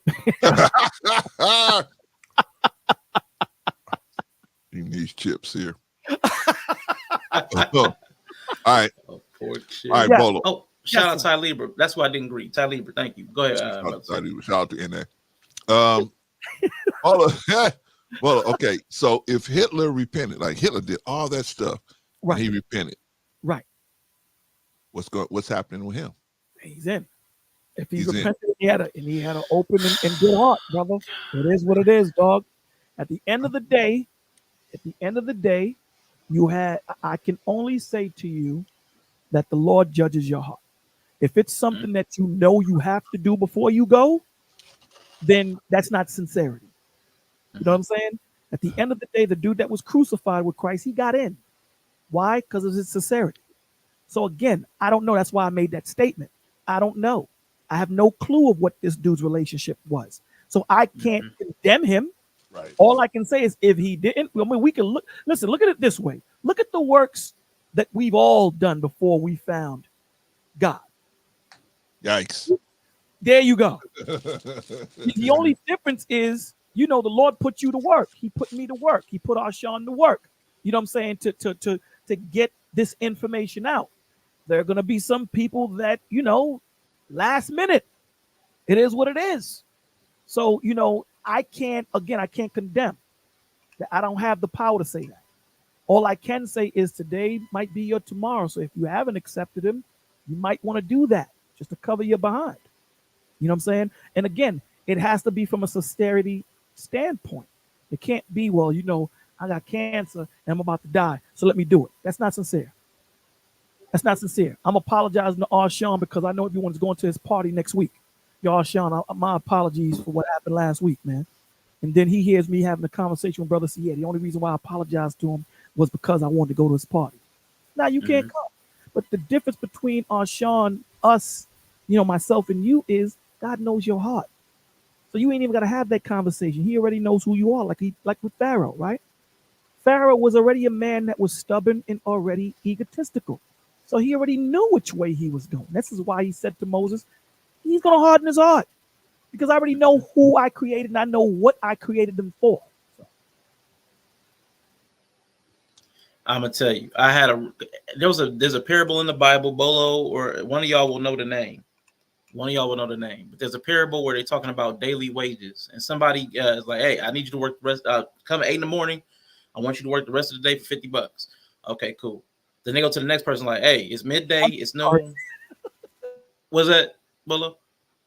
I know the story. Keep You know going. the story, yeah. It's like, comes at noon, like, "Hey, listen, I want you to work the rest of the day, $50." Okay, cool. Goes to somebody with like 10 minutes left on the clock. Like, "Hey, come work the rest of the day, $50." And they're mad, like, "Hey, how you all pay us all the same? Like, how everybody get to say I was here all day?" But that concept bothered me for the longest time. Like, it really was, I would say, a source of consternation is the best word I can think of. Like, I was like, how can God let somebody in at the last minute and give them exactly what everybody else get? That ain't right. That ain't fair. And it really bothered me. But then it took me a while when I learned about forgiveness and I'll say contrition and accountability. Right. Like the likelihood that somebody at the very last minute is actually going to have a full change of heart. That's crazy. Yeah. But then again, the flip side to that too, Sean, is mind your business. The that I have, you don't know what kind of relationship I have with Sean. You don't know what Sean has been through. You don't know what he's gone through to get to this position here. You weren't as hard-headed as Sean was. Sean was one of the most hard-headed dude on the planet. So to get him here, don't worry about him. And that's what a lot of people do. Like Brother Clarence brought out earlier, people look at other people and what they may have and say, well, how come I don't have that? Well, don't worry about that. Worry about your relationship with me. You're so caught up and worried about everybody else. You're not worried that you're off. And that's another perspective to look at that scripture. You know what I'm saying? That you listen, mind your business, handle your business, do what you need to do. Okay. And let me deal with everyone else because relationships are personal. And that's the difference. And what's so crazy with it, Sean, is we do this with our children and with our loved ones all day. Yeah. I got 4 children. There are certain things that I'm not going to let one do that I let another one get away with because of the relationship that we have. So, we love them equally, but we treat them differently. And that's the difference. Even when we talk about, going back to the gender war, God loves men and women equally, but he loves us equally. However, we were created to do different things. When it comes to what our creation is to do, it's not equal. God loves the eagle as much as he loves the mouse. The mouse did nothing to be on the bottom of the food chain. The eagle did nothing to be at the top of the food chain. But he created the eagle to eat the mouse. Period. We all have to play our position. And when we do that, it works perfectly. Women don't understand that they have more strength that they could ever have in masculinity in their femininity. I've seen women turn killers around. Only a feminine woman could have did it. So trying to leave femininity to jump into masculinity to match our vibration does not help because now the dynamic doesn't work. And you know what's so awesome in how the Father works? That even when you look at same-sex relationships, there's still one feminine and one masculine. You can't get out of that dynamic. You just can't. One has to be masculine, the other has to be feminine. You never find both with the same vibration. You never. So you have to understand we can't escape that dynamic. If we would just subject ourselves and be obedient to the Father, we would see how things work. It's the same thing with the parents. I'm sure you have nieces and nephews and you tell them, do it this way. And what do they say to you, Sean? No, I'm going to do it this way. When it fails, what do they come back and do? Yeah, they need help. Yeah. We got to stop letting go of our Father's hand and do it the way he says it. He's the creator of the damn universe. I mean, look at this. We have just enough gravity to keep us on the ground. just enough of an ozone layer to keep the radiation out of the earth. Photosynthesis. We have all of these different things that are working. Do we think that was just done arbitrarily or by design? No, I'm with you. One question that I did, now I know it's a different entity, but I have to ask you, gentlemen, because person can, if they have a change of heart, they can repent, they can receive salvation. But can Satan repent? Can Satan himself? There are some people that are you gotta understand. There are some people that how you can sit there and you can say to one person, you see that dude B? Ain't nothing. Again, we don't have the power to condemn, but we do have the power to see that dude B, he ain't never gonna change. How many of us know people like that? I got at least one. One comes to my head immediately. Yeah. So and that's coming from man's perspective, right? Not knowing his heart, not knowing what can happen and what this, that, and the third. When we're talking about the enemy, we're talking about Satan. Satan, the Lord will give you over to your own inhibitions. He'll give you over to it. If that's what you want to do, listen, hell is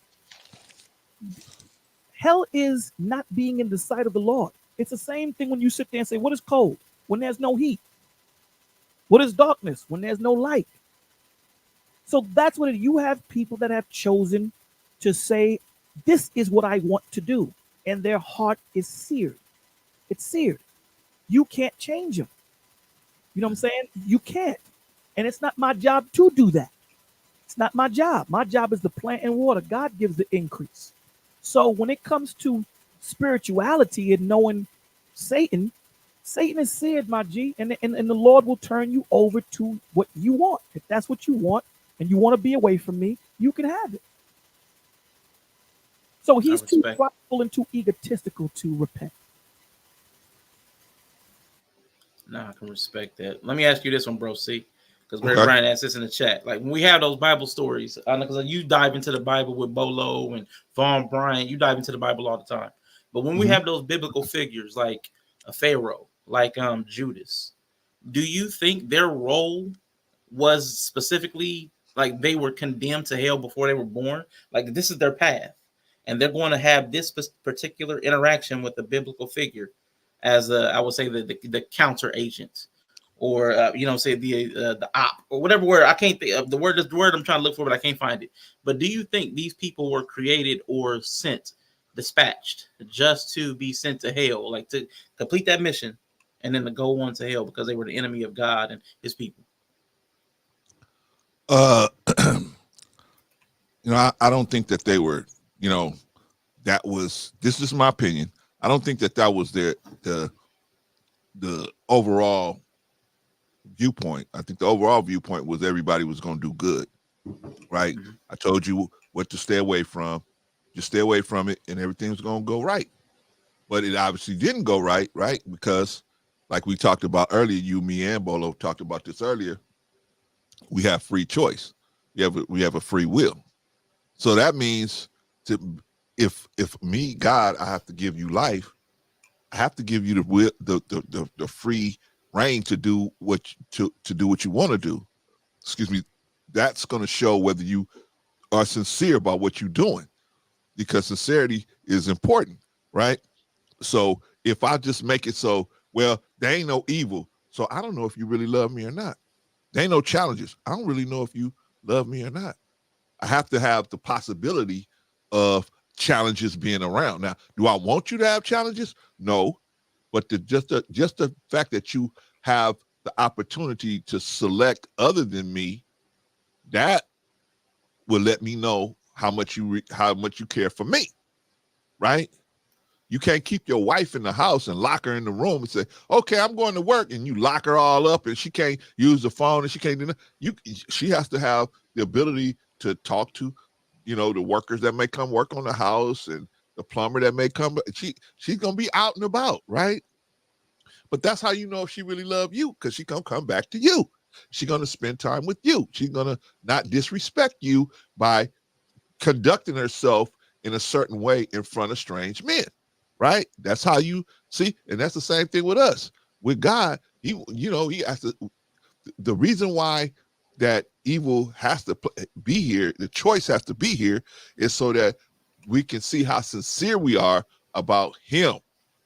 Now, as far as Pharaoh, those guys being out there, I think that they were just examples of people that were truly on the other side of God's wisdom, and they just refused to do. And so that they were used as examples to show you, yeah, you can have money, you can have power, but ultimately, are you really going to be happy without God? I'm not saying you have money and power, and you know that's going to automatically you're going to be doing down bad. If you have those things and you have God, then you'll be able to act appropriately, right?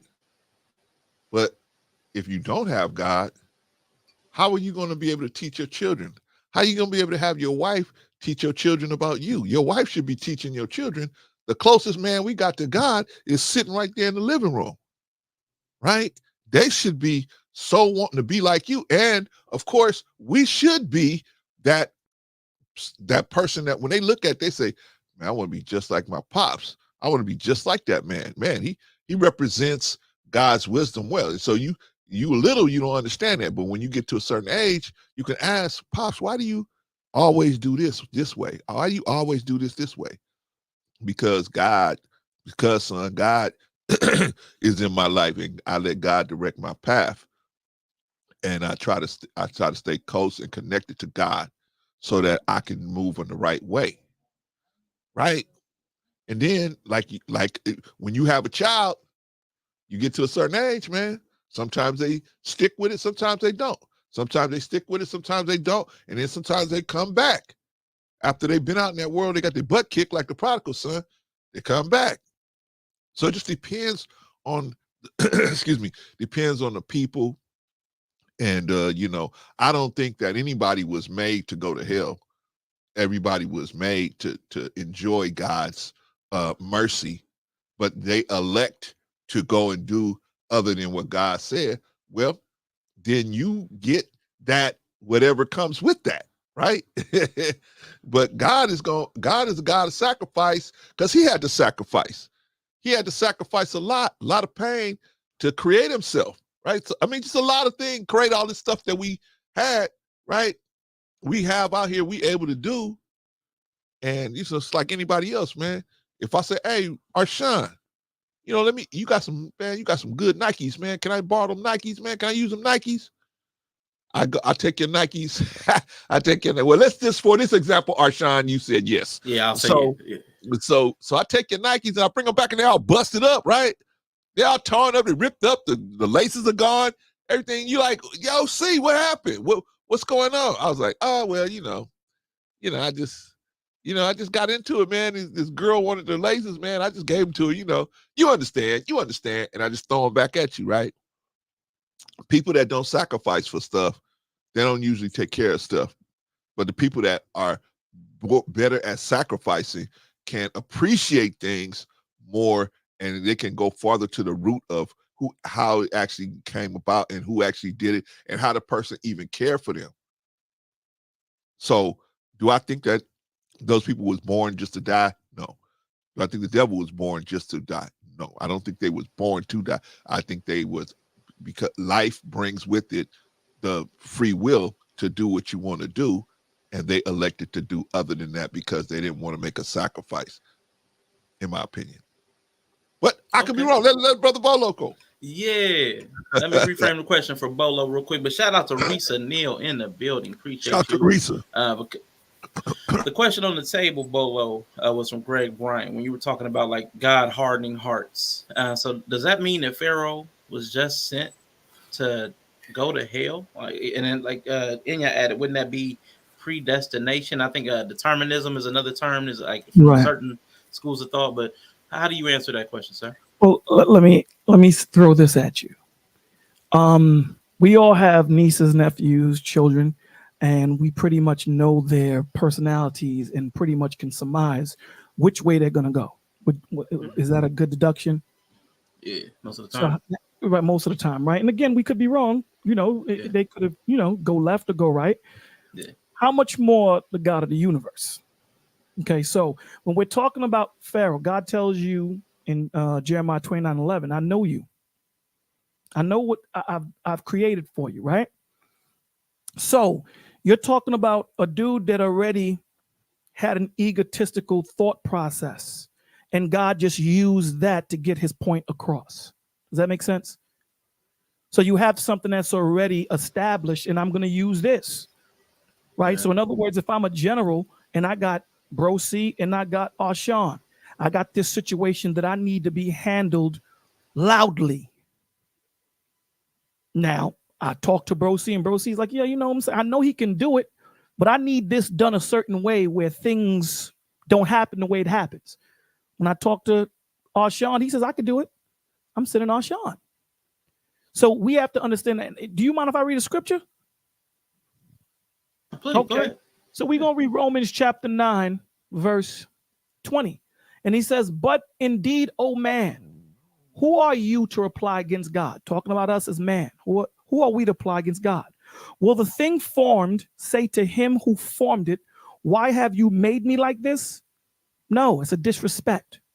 Be happy and be have grace that you're on this earth, right? To look at my father and say, why am I like this? It's a disrespect. Then he goes on to say, does not the potter, who is God, have power over the same clay, which is man, from the same lump to make one vessel for honor and another for dishonor? So we have to understand that God's thinking is not man's thinking. We have but a piece of the understanding of the bigger picture, a piece of it. So that's my answer. I hope that answered your question, Greg. No, I think that makes a lot of sense. But I do want to ask my last few questions, gentlemen. As far as how you identify, because I've heard certain things said, like I'm black before I'm this, or I'm a woman before I'm this, or I'm a man before this, or I'm a Christian before I'm any of these other things. What should be the hierarchy of how you see yourself in the world? How you frame your identity? What should come first? Your religion and your faith, your race, your gender, your political affiliation, your orientation? Like, how do you orient yourselves, and how do you think is the best way for a person to orient themselves?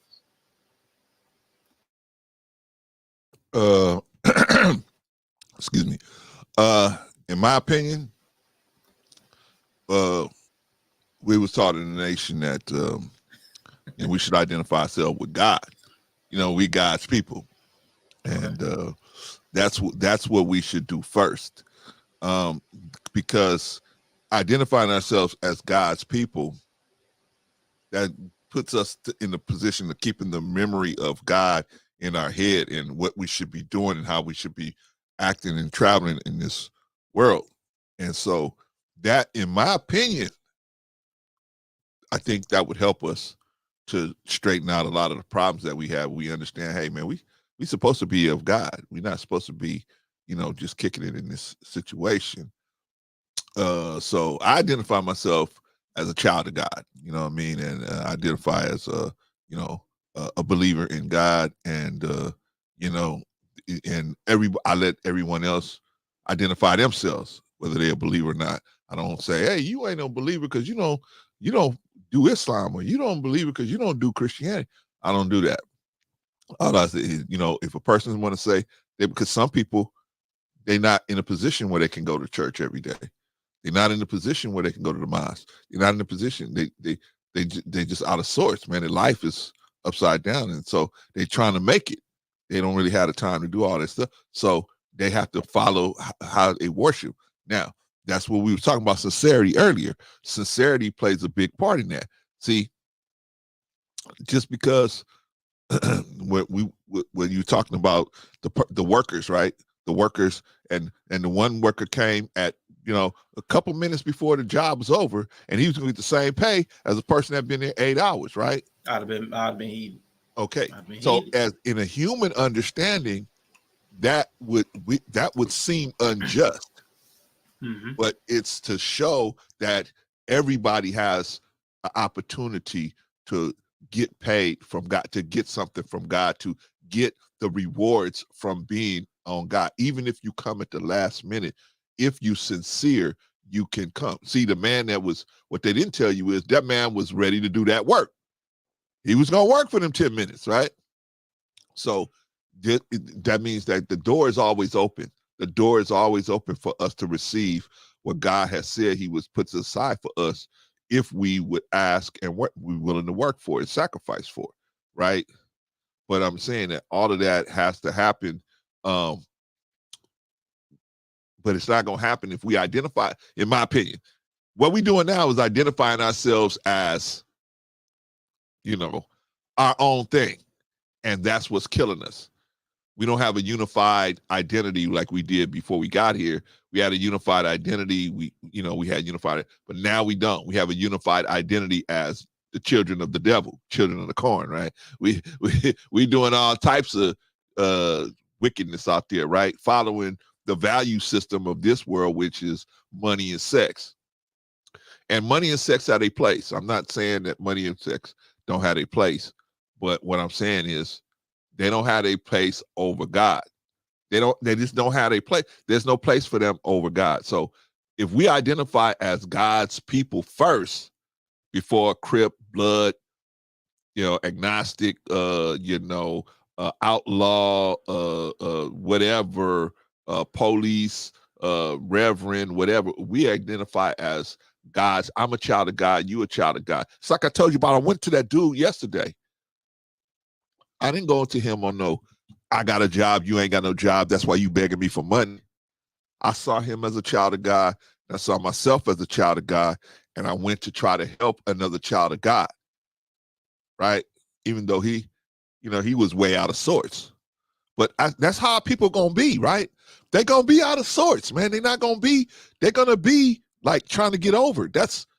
God knows that, but we have to suffer them because they are not in their right mind, right? Like the what is that man? The Good Samaritan. He had to suffer the man that was on the side of the road, man, because the man was stumbling and bumbling around. Don't touch me, right? But he had to suffer this man and say, okay, this man need help. He don't even realize the situation he's in. Let me help him. Right? And then that's how we got to be for our people. But I don't think we can be that way if we don't see our people and ourselves as children of God. That means, this is the last thing I'm going to say. When you go to it, all the Muslims are supposed to go to Mecca and walk around the Kaaba stone, right? But they give you clothes to wear. Why? Because nobody's supposed to be out you're not there to show who got the best clothes. You're not there to show who got the most rings. You're not there to show that. You there to only walk in faith and unity with your brotherhood around this perfect stone. And that perfect stone represents the perfection you walking toward. You're trying to get to that perfection. You're never going to get there, but you're trying to get to that perfection. That's your Hajj. That's your life walk, is to try to walk in perfection, in God's perfection, right? Okay. But everybody doing that walk is a child of God. We all children of God. Nobody's better than nobody else. Nobody's worse than nobody else. And I think if we took that approach in America with our own people in particular, we started out with Black people, then we spread it out to everybody, I think things would change for the better. Okay, all right. So you think that main identity should be faith? Now, Bolo, what up? Well, you're child of God. What about you, Bolo? How do you see the hierarchy? What should be preeminent in somebody's, how they think of themselves? Again, I'm just here to add. That's all I'm here to do. Absolutely. Or what Bro C said. Absolutely. Because what we have to understand is every man is not going to be a father. Every man is not going to be a husband. Every woman is not going to be a mother. Every woman is not going to be a wife. But the one thing that you are going to be is a child of God. So, and there's a certain decorum. Someone said it in your chat. There's a decorum that we walk in, right? Even if I'm a husband, there's a certain decorum and respect that I have towards God that keeps me in check and in line in how I deal with my wife. My wife, because of her connection to God first, there's a certain decorum that she moves when it comes to her husband. Even if I get out of line, there's a certain decorum that she stays in, not because of me, but because of whom she represents. Same as me. she gets out of line, there's a certain decorum that we move in, that I move in because of my representation of who the Father is. It's bigger than you. You know, especially like when you look at the Asian historical, the name is so important. The name. This is bigger than just Sean, Bolo, and Bro C. This is the name. No one's bigger than the name. So if you do something, it shows forth on the name. And the example that Bro C gave was so prolific when he says that when you go to Mecca, they take all of your regular clothes off and they dress everyone the same.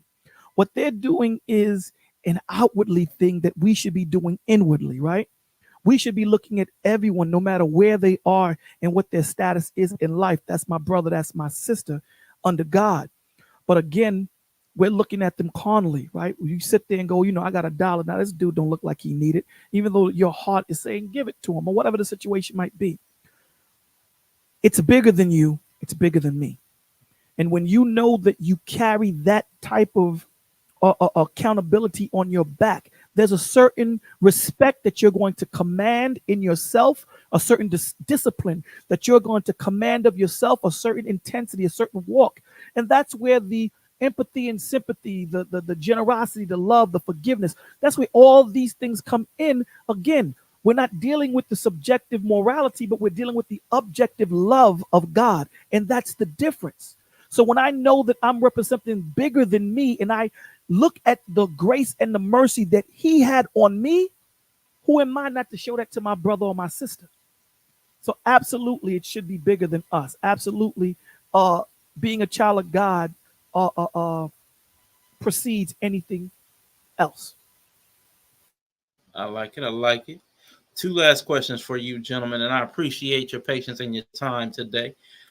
This next question is more kind of back into the gender war space, because I see a lot of, again, the traditionalism that is informed by the Bible, but people aren't really practicing. They're not really practicing, but they kind of like, the Proverbs, all that stuff. But patriarchal models. But how do the power dynamics of religion influence our power dynamics in romantic relationships? And is it having a positive or negative impact? So that's more like is God, man, wife, child. We got those structures that we built up, and we say, and people recite that a lot, especially the channels and panels that we've been through. Do you think those hierarchies are serving us in our relationships?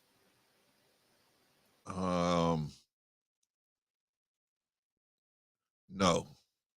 And it's not because they're inherently not able to, it's because of the wickedness. See, a lot of things that we will say, what's going on? We're not factoring in the wicked world that we're living in and the influences that they putting out here, man. So we're not what do you call that? Accounting for that. We're not accounting for that. That is a big issue, man. All this wickedness out here. So therefore, any good information, it's hard to get something out of it, right? I think the book says truth stands afar off, and no, justice stands afar off, and truth has fallen in the street, right? They justice can't come until truth comes, until the people have kicked truth in the street. Therefore, justice can't come, right? So my point is if we have a system that would work, if we would get rid of the wickedness, get that out of it. But the problem is you got to go to each person and get each person to recognize the wickedness and reject that wickedness. That's the problem. But we can't get the people to reject the wickedness because there's too many. They've been what's the word I want to use? They've been tantalized by the devil has learned how to get you moving on your desires, your lower desires. So your desires, your hungers, because you got natural hungers for food, for food, for society to be embraced by someone.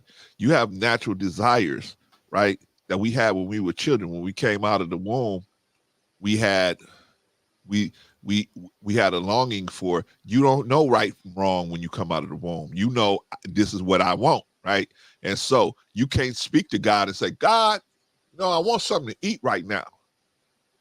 So God give you a representative, your mother, and you speak to to God through your mother. You cry, ah! That cry mean I'm hungry, right? And then your mother gets so good at recognizing your cries that they know this is a cry for food. This is a cry I need to be changed. This is a cry I just need to be held, right? And as we grow up, those are things that we don't lose. We want to be held. You know, we want to be loved. We want to eat when we want to eat. We need to be warm. Those are things as we grow up as human beings, as get older, we still have those things, right? But the devil can learn how to titillate us. Say, well, Arshawn, you know, well, let me use myself. Well, Clarence, you know, you ain't had sex in a couple of days. You really should have sex. You know, but my wife's out of town. No. Well, Clarence, look, don't worry about that. You just 10 minutes away from Figueroa. Yeah, and you're not even 10. You 5 minutes away from Figueroa Street. You can take this $50 down there to Figueroa, and you can handle that. Now, that's where the morality comes in. Do I do what I want to do, or do I do something that proposes to fix my problem that's outside of right, or do I wait? And that's another thing we don't have is patience, because the devil say, you ain't got to have no patience. Me and Bolo old enough. You probably not old enough like to remember this, Arshawn. Some of y'all in the chat may be old enough to remember this. We used to have to go inside the bank to get that money, right? Yeah. You had to go in the bank, wait in line, Yes. get that money, right? Now you don't have to do that, man. You can put the card in there, right? But like Chris Rock said, if you had less than $20, you had to go inside the bank and say, yeah, can you give me my $10.18, please? Right? You don't have to do all that now, right? But back then you had to do that, man. You know, you had to go inside the bank. But patience, the devil's taking patience out of the equation, saying you don't have to have patience. But with God, we do have to have patience. So it's a constant battle. Therefore, if we just have the devil interjecting in all of the system that we were given to be successful, then is it the system that's the problem, or is it the intervention of the devil that's the problem, right? Romantic relationships are, the devil told us, hey, we got guys like Fresh and Fit saying, hey, man, forget love, just sleep with as many women as you can. We got Kevin Samuels saying, hey, man, if your wife gives you a problem, just go upside her head. Or better yet, if you're making over $100,000 a year, you should be able to have as many women as you want, even though you got a wife, and your wife should understand that. She should be okay with that. He talking people into craziness. But hey, my point is this. No, it's our religion should influence us. That's where we should get the influence from, how to be in romantic relationships. We should take the good, the examples that are given to us about good. We should take the examples like Samson of bad. We should take the examples of these things, and we should be able to crunch it into a positive experience for ourselves, right? Mm-hmm. But it's hard to do that when the devil keeps telling us, hey, man, you got to have more girlfriends, more women, sex. That's what you got to have. You ain't happy because you ain't having a whole bunch of sex. So we get on that track of, oh man, I got to keep having sex because I ain't a real man. Clarence, you ain't no real man. Why? Because you ain't having sex with all these different women. You got to have all these random women. So the Bible puts a brakes on all of that stuff. And so that's why, not only the Bible, Quran, all these other books, they put the brakes on how to handle romantic relationships by showing you how to actually have them where they can last the longest if everybody's sincere about where they're coming from.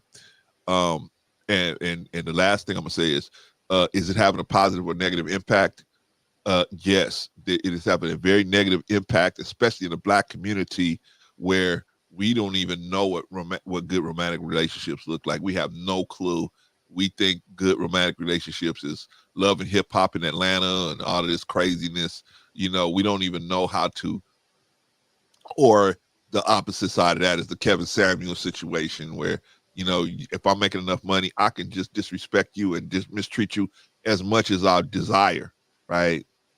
And we just don't know. We just don't know. So the book, in particular the Bible, will share with us ways on how to have romantic relationships that are balanced. They're not. There is no relationship that's going to be challenge free. I want to get that out there because a lot of these guys in red pill. Well, if you have a challenge in a relationship, then it's bad. No. I don't care what relationship you got. You can tell me about the relationship with your mama. Oh, my mama, she's so great and everything. But trust me, I know that there's been at some point where your mama got on your nerves, right? And likewise, you got on hers, right? And then you love each other. Imagine you meet somebody and you just meet them, you know? So now the solution I'm going to give real quick is we need to start searching and seeking for more information on how to have better romantic relationships. We ain't never gonna have good romantic relationships without having God in our lives, because God is the one that's going to teach us about having mercy and peace and forgiveness, which is what you need in long-term relationship. You need mercy in long-term relationship. You need forgiveness in long-term relationship, because I don't care. 20 years, you say you're going to marry somebody 20 years and they ain't going to make a mistake, or you ain't going to make a mistake? It's not being realistic. It's not being realistic. You're shooting for that, but it's not being realistic. So that's my answer on that, man. That's what's up. And what about you, Bolo? Having, I know you like to add on to what Bro C said. What did you say? Add on. That's all I'm going to do is add on. Bro C says so many good things. There's a dude, since he was naming names, there's a dude, Donovan Sharp. This dude here told you, don't get with a chick over 40 years old. Don't get with a chick that has a child. Don't get with a chick, this, that, and the third. And everything that he told you not to do is what he did. He did.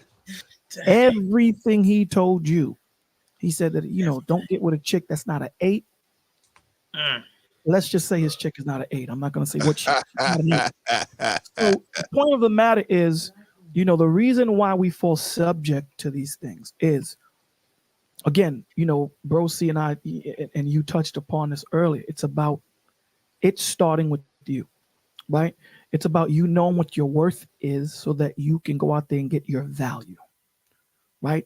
Pressure, patience, people pray and say, hey, Lord, please give me patience. And he thinks that it's an update. You just get updated and then you're patient. No, you got to go through things to apply patience. I need strength. You got to go through things to apply strength. We seem not to understand that. We live in this microwavable time where everything is supposed to happen, real quick.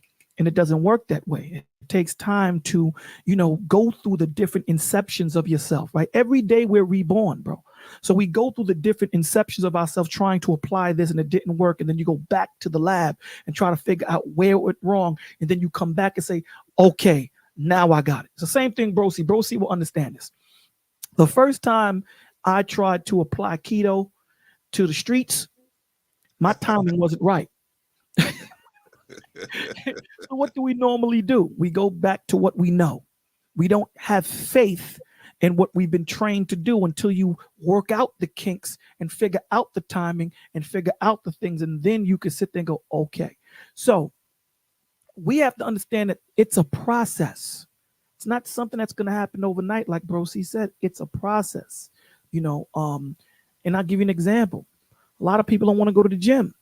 What do? They go get operations, right? Everything is microwavable. And again, forgive me, with this manosphere thing, again, I want to read something from the book. Can I read the Bible again for you, brother? Absolutely, yeah. All right. So a lot of us, a lot of the men from the manosphere, they always quote this scripture, right? They quote Ephesians 5:22-24. Wives, submit to your own husbands as to the Lord. For the husband is the head of the wife, as also Christ is the head of the church, and he is the savior of the body. Therefore, just as the church is subject to Christ, let the wives be to their own husbands and everything. And they hammer that in. They do. Hammer that in. But here's the things that they forget to understand, right? They forget to understand that we are both subject to Christ. And then they forget to read the 9 verses below it that's applicable to men.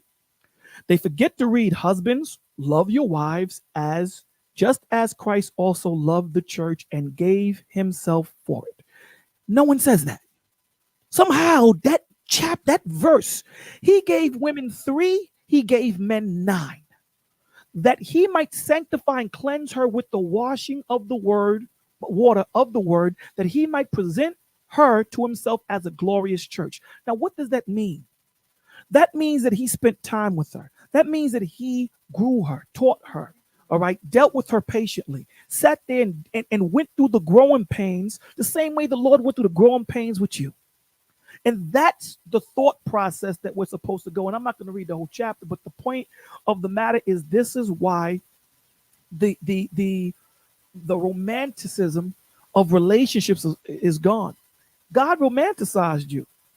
He didn't just come and get you. He said, yo, Duke, listen, this is what you're going to get when you deal with me, baby.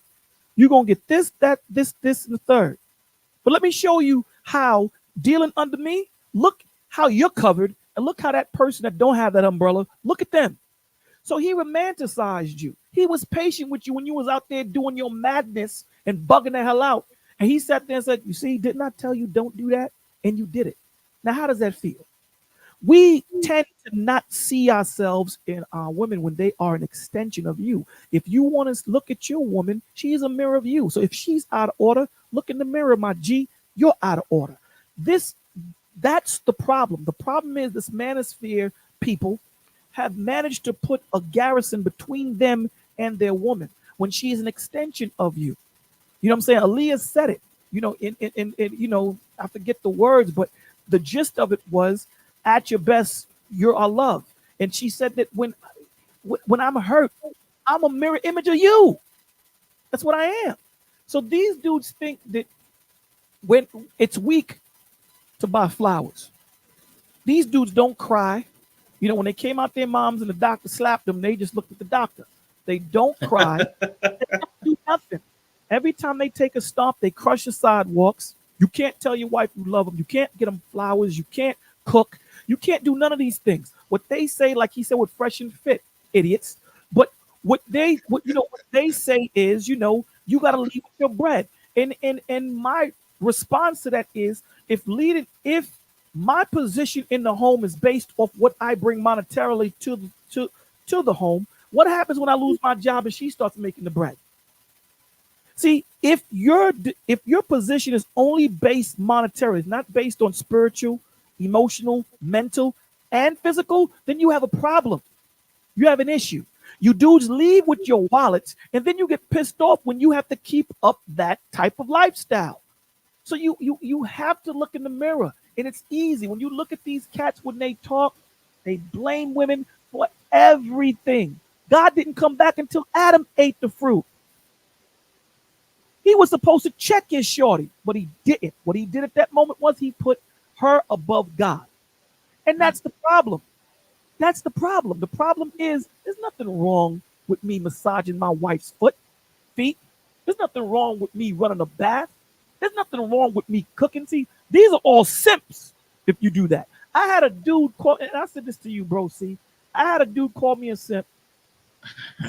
Call me a simp on I forget the platform I was on, Arshawn. He called me a simp. And Duke said, yeah, you weak for doing that, blah, blah, blah, blah, blah, blah. That was Friday. Dude called me on Monday crying like a baby. But yes, crying like a baby. And this is not to belittle him, but this is I'll never put his name out. This is the point to say that these cats are living a double life. Yeah.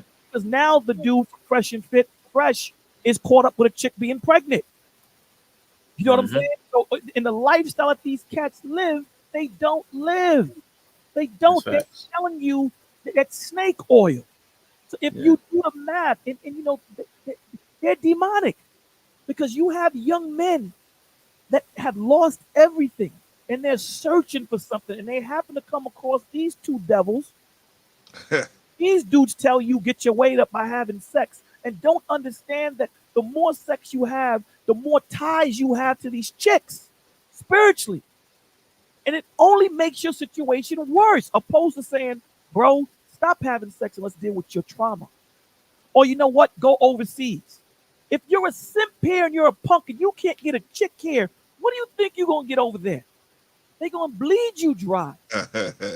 If you know what I'm saying? If you got no gift here, you got no gift there.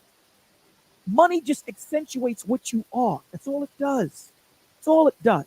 It doesn't make you a better man. It doesn't make you a worse man. It makes you who you are, and it pushes that out so the world can see. So if you're an idiot without money, you're an idiot with money. That's all you are. So the point of the matter is, how do I come from the foolishness? By working on yourself. That's how you get into it. Getting help. That's how you do it. And this is what they're not doing. So yes, you gotta have romanticism. Women are not, they're the emotional portion of who we are logistically, right? We have just as much as emotion as them, but we should move more logistically when it comes to our emotions. A lot of us don't, but that's a different topic. You know what I'm saying? So we have to appease them emotionally because that's what they respond to. And even when you hear them tell a story, a brother tell you the story, the dude hit me, I punched him in his mouth, I ran off, and the police got me. A woman to tell you the story, well, I had my period and I fell. Their stories are rattled with emotions. We typically, most of the time, give you fact. So we have to understand our woman. You have to understand that she's not logistical all the goddamn time. And stop trying to deal with her like she's a male. She's not. You have to know your woman. And all women are different. I could be on this all day because them dudes have done it. but you know, and it hurts to see that these men speak from that position because no one is getting help. They're just operating in their dysfunction because you can heal wrong. Bones heal wrong if you don't go to the doctor and get it set straight. And we have to understand. No, definitely. I like that, man. I got one last question for you two gentlemen, then I'm going to get you out of here. I was looking at some videos on YouTube and reading. They linked to a couple of articles, and I went and looked at those, and they were talking about the religious unaffiliated people who were leaving faith practices and things like that. But I want to know, why do you gentlemen think Americans are leaving faith systems and religions? They're slowly walking away and becoming disaffiliated with Christianity, Catholicism, Islam. As far as again, not immigrants, but American-born individuals, they seem to be walking away from all of the different faith systems. Why do you think this is happening? And do you think in the near future it will change? Let's go, bro. C. Well, I think it's happening because the people haven't been taught to revere God. They've been taught that they're independent of God. Like God is an extra thing to deal with in this travels of life. When they don't understand it, God is the thing that got you here. God is woven into your bone marrow, right? But they don't understand that because this world teaches through the media, through the television, through the radio, through the internet, social media. You want to do something, you want to play with little girls, hey, there's an app, you can get this app and you can do. You want to play with little boys, hey, it's an app you can do. You want to have sex with lots of random women, there's an app to do that. You want to have sex with lots of random men, there's an app to do that, right? Whatever you want to do, whatever your fancy is that is not recommended by God, they got a way for you to do it. And instead of you having, and they can remove the guilt, they can remove the guilt. The guilt is the self-accusing spirit in you telling you, hey, there's a conflict here, right? You were supposed to walk this way, but you did that way. You walked that way. And the guilt is supposed to make you recognize that you have stepped off the reservation And now you need to be looking towards trying to get back on the reservation. That's what, but this society says there's no need for guilt because this is the reservation, right? This wicked place is the reservation. Therefore, the people do not want to be held accountable for the wickedness that they're doing. They don't want to be held accountable. And if they get involved with religion, they're going to be held accountable. And they don't want to be held accountable. They want to do their wickedness and say, I didn't know I was being wicked. All right. They want to say that, but that ain't gonna be the reality. They know that they doing wicked. A little something in them telling them, but there's no physical person that'll come out and hold them accountable, right? So that's what they want, is that. So that's why most people are going away from following, and most societies go by how the women are doing. That's where you could really see how society is doing when you look at how the women and children are doing in a society. Not so much the men, but the women and the children. When the women are suffering and the children are suffering, that tells you the morality of the men and how the morality of the people are in that society, right? You look in the Bible, look in the Quran, you see these societies fell when the women were just out there and the children were just out there, and nobody was really, you don't have a sense of unity to protect them, and so the men just go do their own thing. But ultimately, what happens is the society crumbles because a more wickeder society comes and take you over. Now, as far as why do you think it's happening? Like I said, it's the intervention of the wickedness of the society. That is the unspoken elephant in the room when we say, well, these people are doing bad and all of our people are doing bad. That's because people say, are you being spooky, Clarence? What you talking about, this wickedness? You being spooky. I'm not being spooky. You being taught that sex is better than morality. You're being taught that money is better than morality. You're being taught that everything is better than God. So therefore, if I told you, hey, there's something better than oxygen you could breathe. You can breathe something better than oxygen. Man, if you started breathing it, you just be like, hey, I don't need oxygen. But oxygen will be the main makeup of the thing I told you that was easy to breathe. So we are being led astray and off, and we don't know we're being led off because this society teaches you don't go find a friend or a trusted family member or a trusted person to tell you when you're wrong. Go see a counselor. Go see a therapist.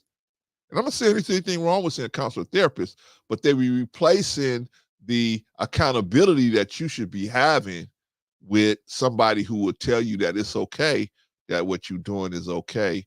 Let's just teach you how to deal with it better. So, in other words, we have all these different distractions and all these different reasons why we can get away from God. And you don't even see that your children don't really love you. Your wife don't really love you. Your husband don't really love you. These people, and they so quick to, and everything is so superficial because why? You're not connected at the God level. You're not connected if you was connected at the God level, you would feel what your brother was going through.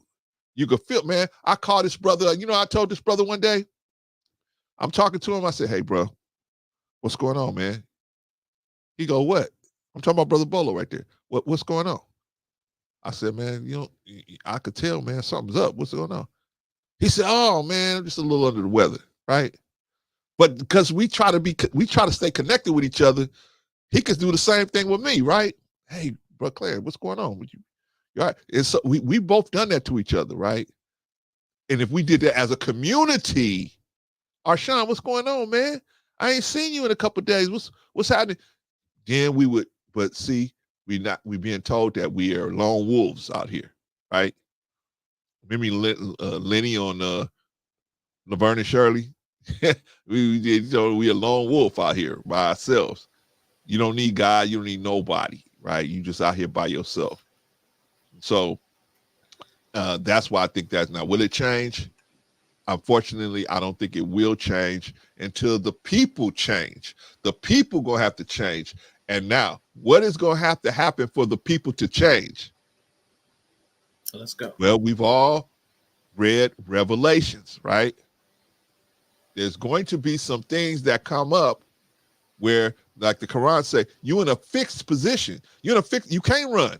You can't, there ain't nothing you could do. You have to deal with this, right? You're in a fixed position. So you're going to be in a fixed position. The Quran also calls it the overwhelming event. It's going to be an overwhelming event. Ain't going to be nowhere where you can, you know, like Noah, right? He had a son. Hey, I'm gonna run to the tallest mountain. My feet ain't gonna never get wet. Yikes, right? But the people, there's gonna be some of our people that think that. But a time is coming where they're gonna put all your Bibles away, put all your Qurans away, put all your books away, put everything away. Now you have to figure out how you're gonna move in this world, right? And the people that believe in God gonna have to huddle together. We're gonna have to huddle together. And if we don't huddle together, we out of here, man. Because they feed our children foolishness in school, man. They teach them just enough to be a slave, right, in the school. And then at 18 years old, they send them out here. I'm gonna do a quick plug, man. We have a thing. We have a school called the Urban Warrior Academy in corporate, right? We tried, me and this brother down here, Bolo and Risa and there's a bunch of us, Rico, there's a bunch of us out here. We trying to put something together we could teach these young men before they get on work. Because the United States school system, it doesn't really teach, well, it doesn't teach hardly anybody, but especially black men. I have been over this on my channel over and over again. I pulled up the national scores. Black men starting at the 4th grade. That's when they start dipping. Why? They start dipping into 4th grade. They are the lowest scores from the 4th grade on. Mm-hmm. You break it down by race and math and science scores, they're the lowest. Mm-hmm. But the reason why all of this stuff is happening is because we're not connected to God.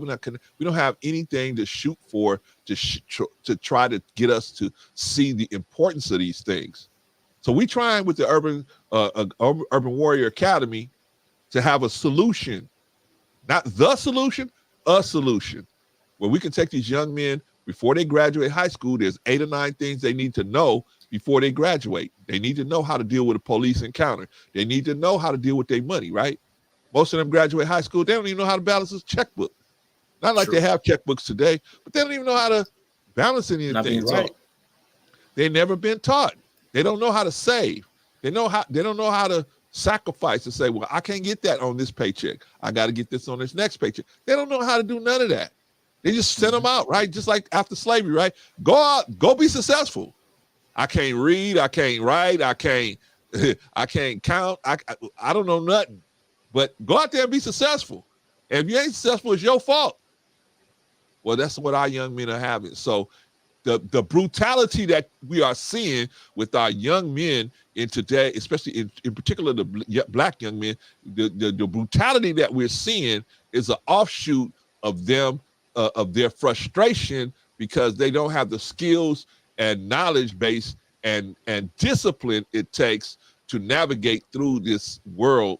And they could get all that if they had the patience to read about God, understand about. See, I told you, I'm still learning. Clarence, do you know what happens after death? I don't. I'm still studying. I don't have that solid understanding now, but I'm working towards it. I'm trusting in God, but I'm still studying. I don't just leave it there. I'm still studying.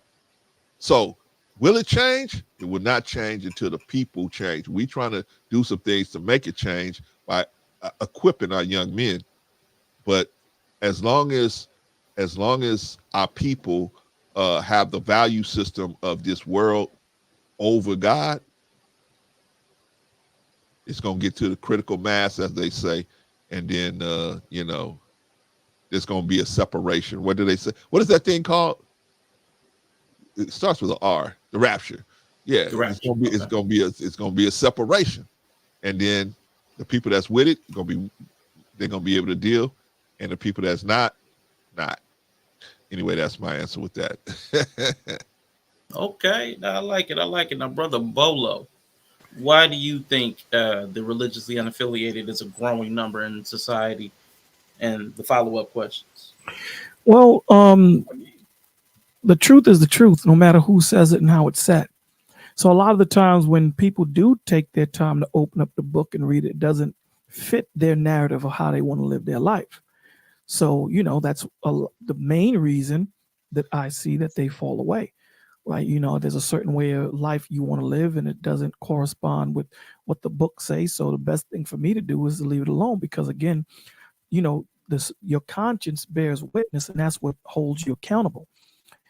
Even with the school system that Brother C was talking about, when you look at the people that are running the world, their kids don't operate in the same school system that our children operate in. Our school system is set up like jail when you look at it. It ain't no different. They're structured to be led, not to lead. So it's struck when you look. And remember what I told you: the jail has the fathers, the school has the kids, and the churches have the women. When you look at the fathers, go in there and they don't get rehabilitated. They just learn how to be more conniving from the jail. So this system was never made to fix you. It was never made to fix you. So again, what they're breeding is a bunch of spoiled children. And when I say children, I mean grown-ups. They don't have the coping mechanisms to deal with the situations of day-to-day life because it was robbed from them as a young youth, right? You don't have your father there. All you have is your mother, and she's doing her best to try and figure things out. You don't have that discipline. You don't have that leadership of how a man should deal with things. It's hard to tell a little kid to be a man. This is something that he has to be in the environment of. He has to see it work. He has to see that man under pressure and how he responds to everything and not react. You know what I'm saying? Typically, women react to things. So when you see these young men that are just raised by their mothers, they react. There's no response in that equation. So, again, you find a lot of men leaving a church because it doesn't cater to them. The church caters more to women in most situations. I can't say all. So as we get closer to the Father coming back, there are going to be truths that are going to be self-evident that regardless of whether you read the book or not, it's going to be self-evident. And like Bro C said, the Lord tells you, seek me while there's still yet time. So what does that mean? That means that there will be a time when you can't find him. He did it with Noah and he closed the door. See, a lot of people don't know that God closed the door. Why? Because you don't think Noah heard his cousins and sisters and everyone else screaming his name. Of course he would have opened the door. We're human. We love these people. But the Lord is like, nah, G, I told you to do something. If they had 120 years and 7 days, how much more time do you need? Sodom and Gomorrah. I'm not gonna sacrifice this place for one person. Find me one person like you, Lot, and I won't destroy it. Lot couldn't find nobody. So the Lord is repetitive. So you can't say he changes. He's the same today, same yesterday, same forever. He's repetitive. So he's telling you, I did it here. I'm coming back around. So all we are the today's Noahs. We're on top of the gate, screaming that loud horn, blowing the horn, saying, hey guys, look at this, look at this, look at this. Something has to be done differently. Look at this. Listen, I say this all the time, and I don't like saying it, but I'm going to say it. Somebody got to die. Somebody got to. Someone got to fill that seat. Better you than me. I'm going to do my part. I'm going to go out there and cry aloud for the abominations that be done on the earth. But if you feel that, and again, I'm using that word feel, because that's what a lot of these guys' breakdowns are on. You listen to the conversation. You've been in these places, Arshawn. You hear them all. Their talking points is based off feelings. It's not based off logic. It's not. It's not based on truth. Let me say that. It's not based on truth, right? It's based off feelings. And I get it. You've been hurt. I get it. Work through it. Let's figure it out together as brothers. They want to operate in their feelings. They don't want to get it together. They want to find people that are going to appease their madness. And we're not going to do that.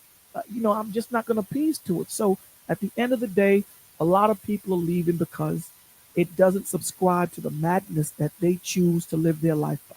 Agreed. No, I definitely agree with what you're saying. I found a common theme through you guys through this entire conversation, and I think it like the same like theme crept up in a lot of the questions. But it's like they have the option of choosing righteousness, but it's a lot of work. People don't really want to take the hard narrow path. Right. Everybody wants the easy way out. They're being Right. seduced by the world, the culture, the society, the things, the quick and immediate pleasure. And I hear that in the theme. So I like that all the conversations I've had so far, there's kind of been themes that have played out. But I hear that, and I understand it. So I respect that. But I want to take a second as we get ready to close out. I want each of y'all, especially since Bolo brought this term up, I want y'all to take a moment to simp or pick me for God. Simp or pick me for God. So, bro, so go ahead, bro. See, take a minute to give us your best simp, white knight, pick me, stump speech for God or your faith. Let us know why we should believe, why we should follow, why we should practice. Oh, okay. Give us your best simpology 101. Okay. Family, I can do nothing of myself, right? God is the author of all things, and if you don't believe that, go check it out for yourself. I can't force anyone to believe anything. All I want for you is ease. God says in the Quran, I desire ease for you. I just want ease for you. And the easiest way is to just listen to what I say. It's going to be some tough parts. It's going to be some tough things to do, because God is going to ask us to do some things, and we're going to get tested. We're going to get tried, in this world. We're going to get tried. So you can't just say, "Oh, I believe in you, God," and I don't want no pain to come to me. Pain is part of for you to have pleasure. Pain has to be in the equation. So, just like you want to have your what do you call that? The choice to be able to choose what you want to do, free will. Then pain has to be with pleasure. It's a package deal. Life comes with death. Good times come with bad times. It's just the way it is. What we want to do is have more good times than bad times. We want to have more pleasure than pain. But pain is a part of life. We're going to go through some moments where it's pain. So why should you choose God? In my opinion, I think most of us don't recognize God. I really didn't. I believed it. I said it, but I really didn't believe it until I saw it. I got very sick, and I asked God to help me. This is about maybe 8 years ago. I got very, very sick. I found out I had a chronic illness, and I asked God to help me because I felt myself dying. I was living out of a hospital bed, and I just was always going to the hospital. And we talking about a dude. I used to be 180 something pounds. Went from 180 something pounds to like 135 pounds, right? I was, bro, see, hit you. You was going through that wall, I can still get you. I can at least get you off of me now. But my point is, I was very athletic. I was very, I was much different. And I just kept asking God, asking God to help me. Please help me. Please help me. Please help me. Even though I was in this pain, even though I was in the pain, even though I was going through all these surgical procedures, going through all of these different, I had a breathing machine. I still got that breathing machine at my house. Thank God I haven't had to use it in a couple of years, because I just kept asking God over and over again. Now, did God do it right away? No, because he's not on my time. He's on his time, right? So it was some tough moments, man. It was some tough moments where I couldn't breathe. It was some tough moments where I was incontinent. I had all kind of different issues. But I just kept asking God, even though he didn't do it right away. And I didn't ever see no big thing happening right away. And no scroll came out of the sky, said, okay, Clint, on this date, that's when everything's going to be better. Nothing, none of that. I just kept asking and praying. And little by little, I start coming into knowledge of different herbs that I could take. And then I came into the knowledge of different foods I needed to stop eating.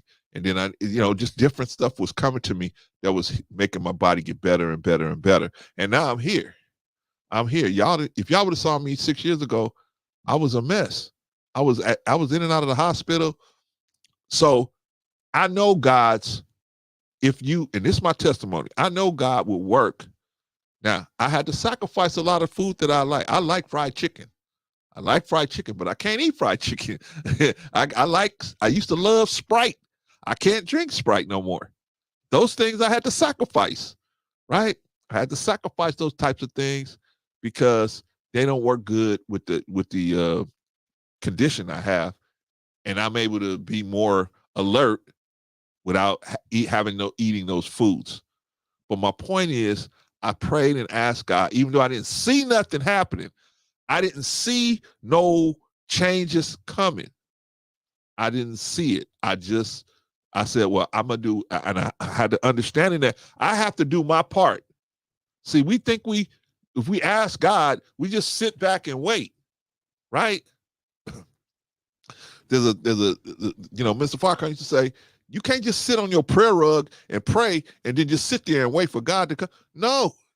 Matter of fact, there's a story in the Quran where there was a city that was under siege. And they said, hey, take up arms. Somebody came to him and said, hey, y'all need to take up arms, right? Because they was being besieged. And the people of the city said, we don't have to, because we already prayed to God. So we don't have to defend our city. God is going to defend it. Dude, like, what?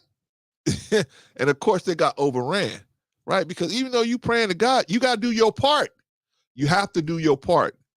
God is expecting on you to do your part. He's going to do his part, and you do your part. But if you don't do your part, what good is your prayers? Paul said like this: prayer without works is nothing. I mean, faith without works is nothing. You can't.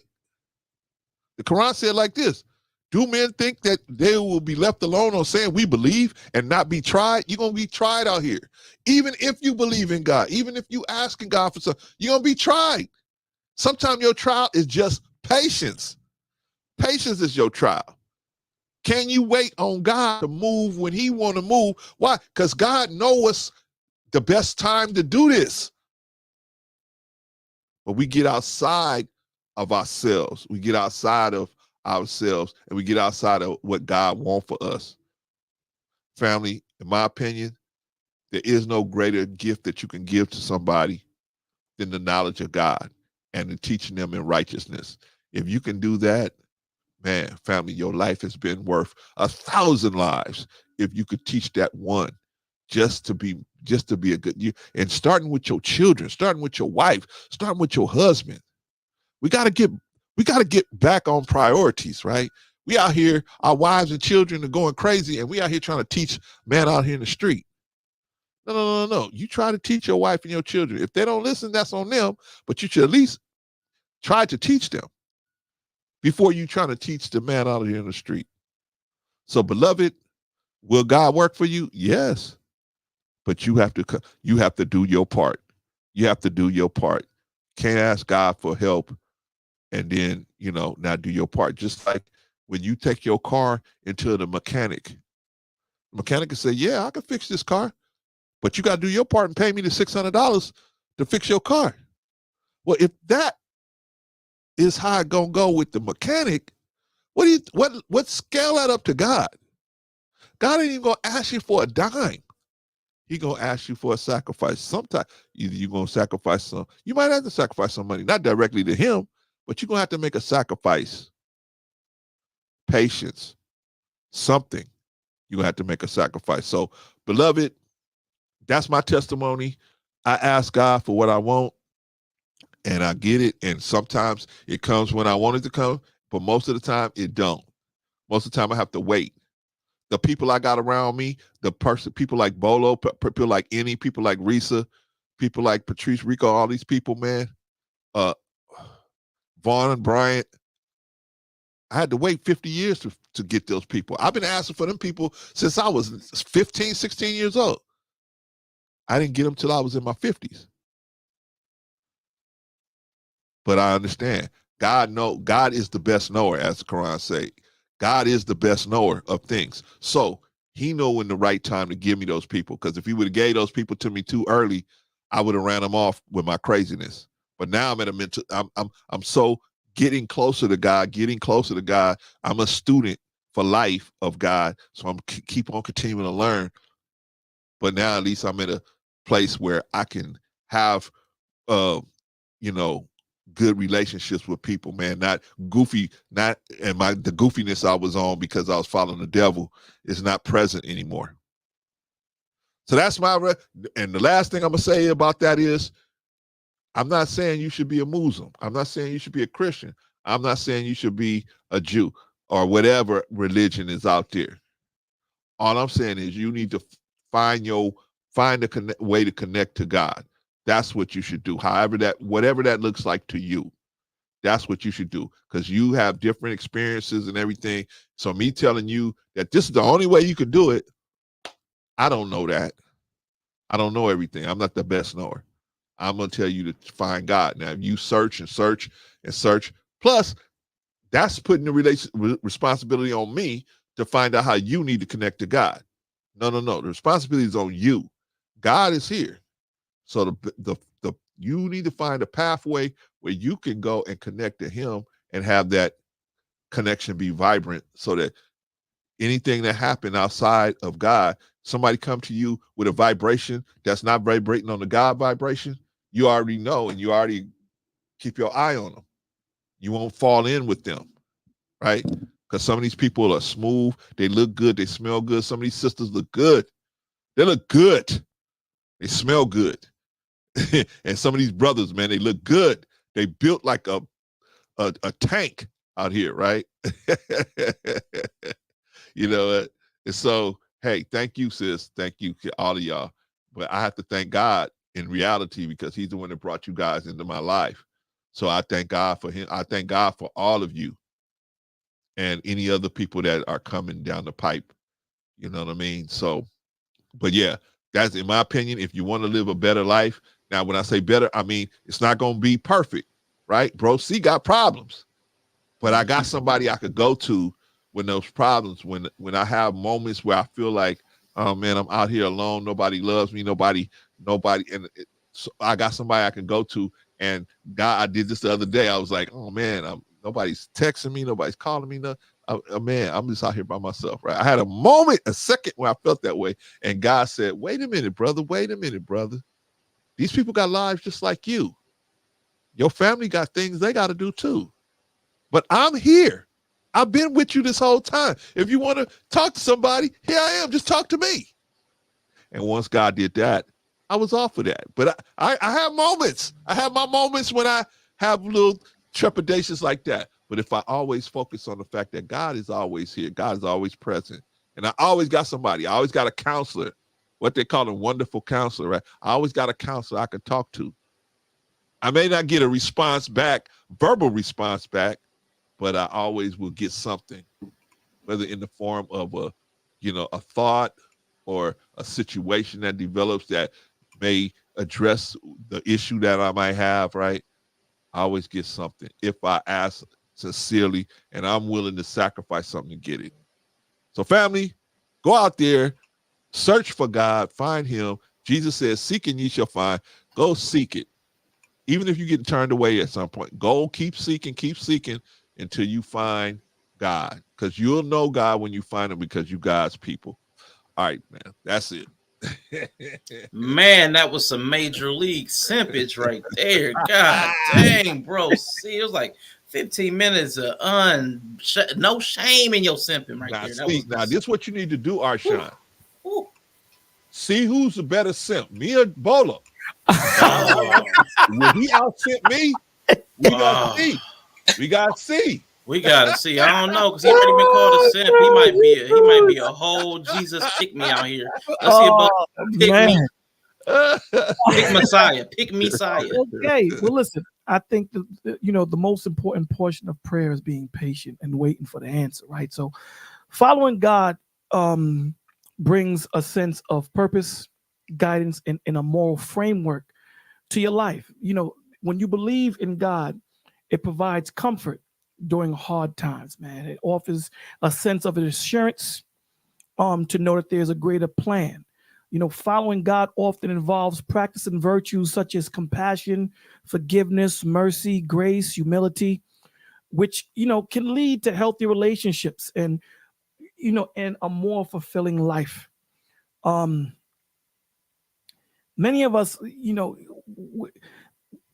through our faith, in the Father, knowing that He exists, knowing that He is here, it's going to give us strength. And what Brother Clarence said, it's going to give us resilience. It's going to give us a sense of belonging to a community that shares this truth, right? That shares this understanding, this knowledge, this wisdom. Ultimately, believing God, it gives you personally a choice of meaning,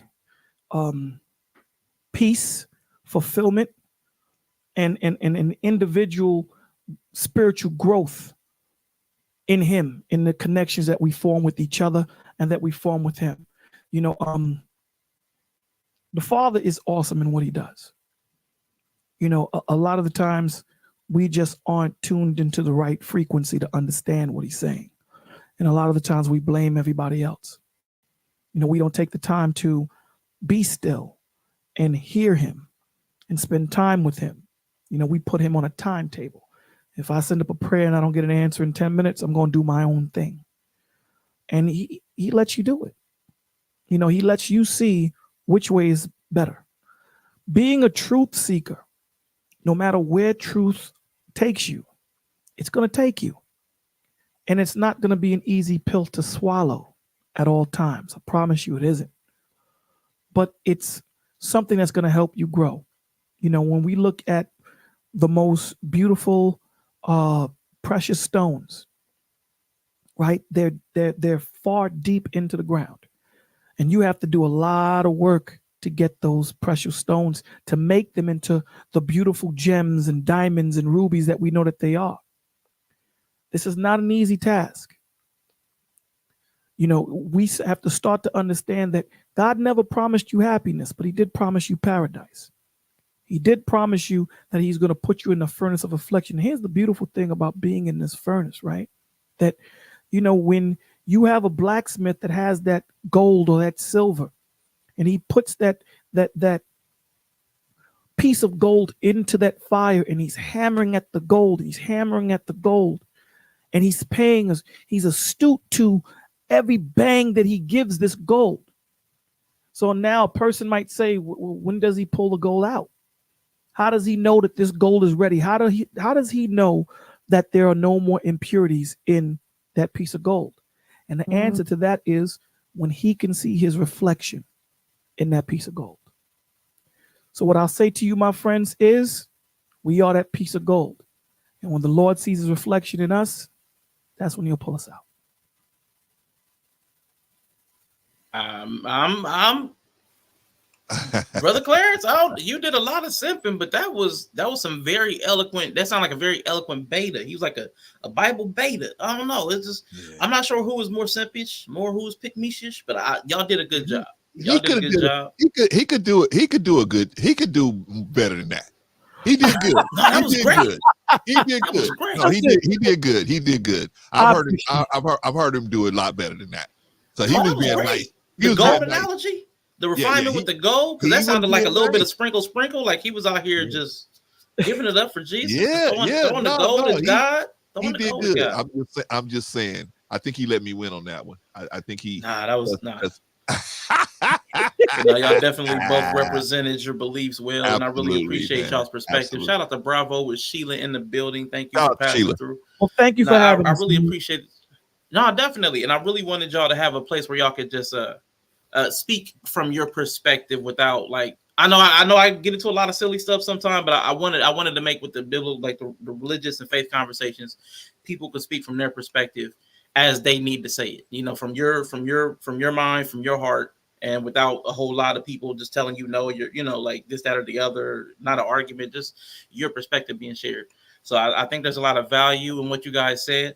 Everybody may not believe what you believe, but there's a truth regardless of there's a lot of wickedness in society. We all complain about it. We all see it.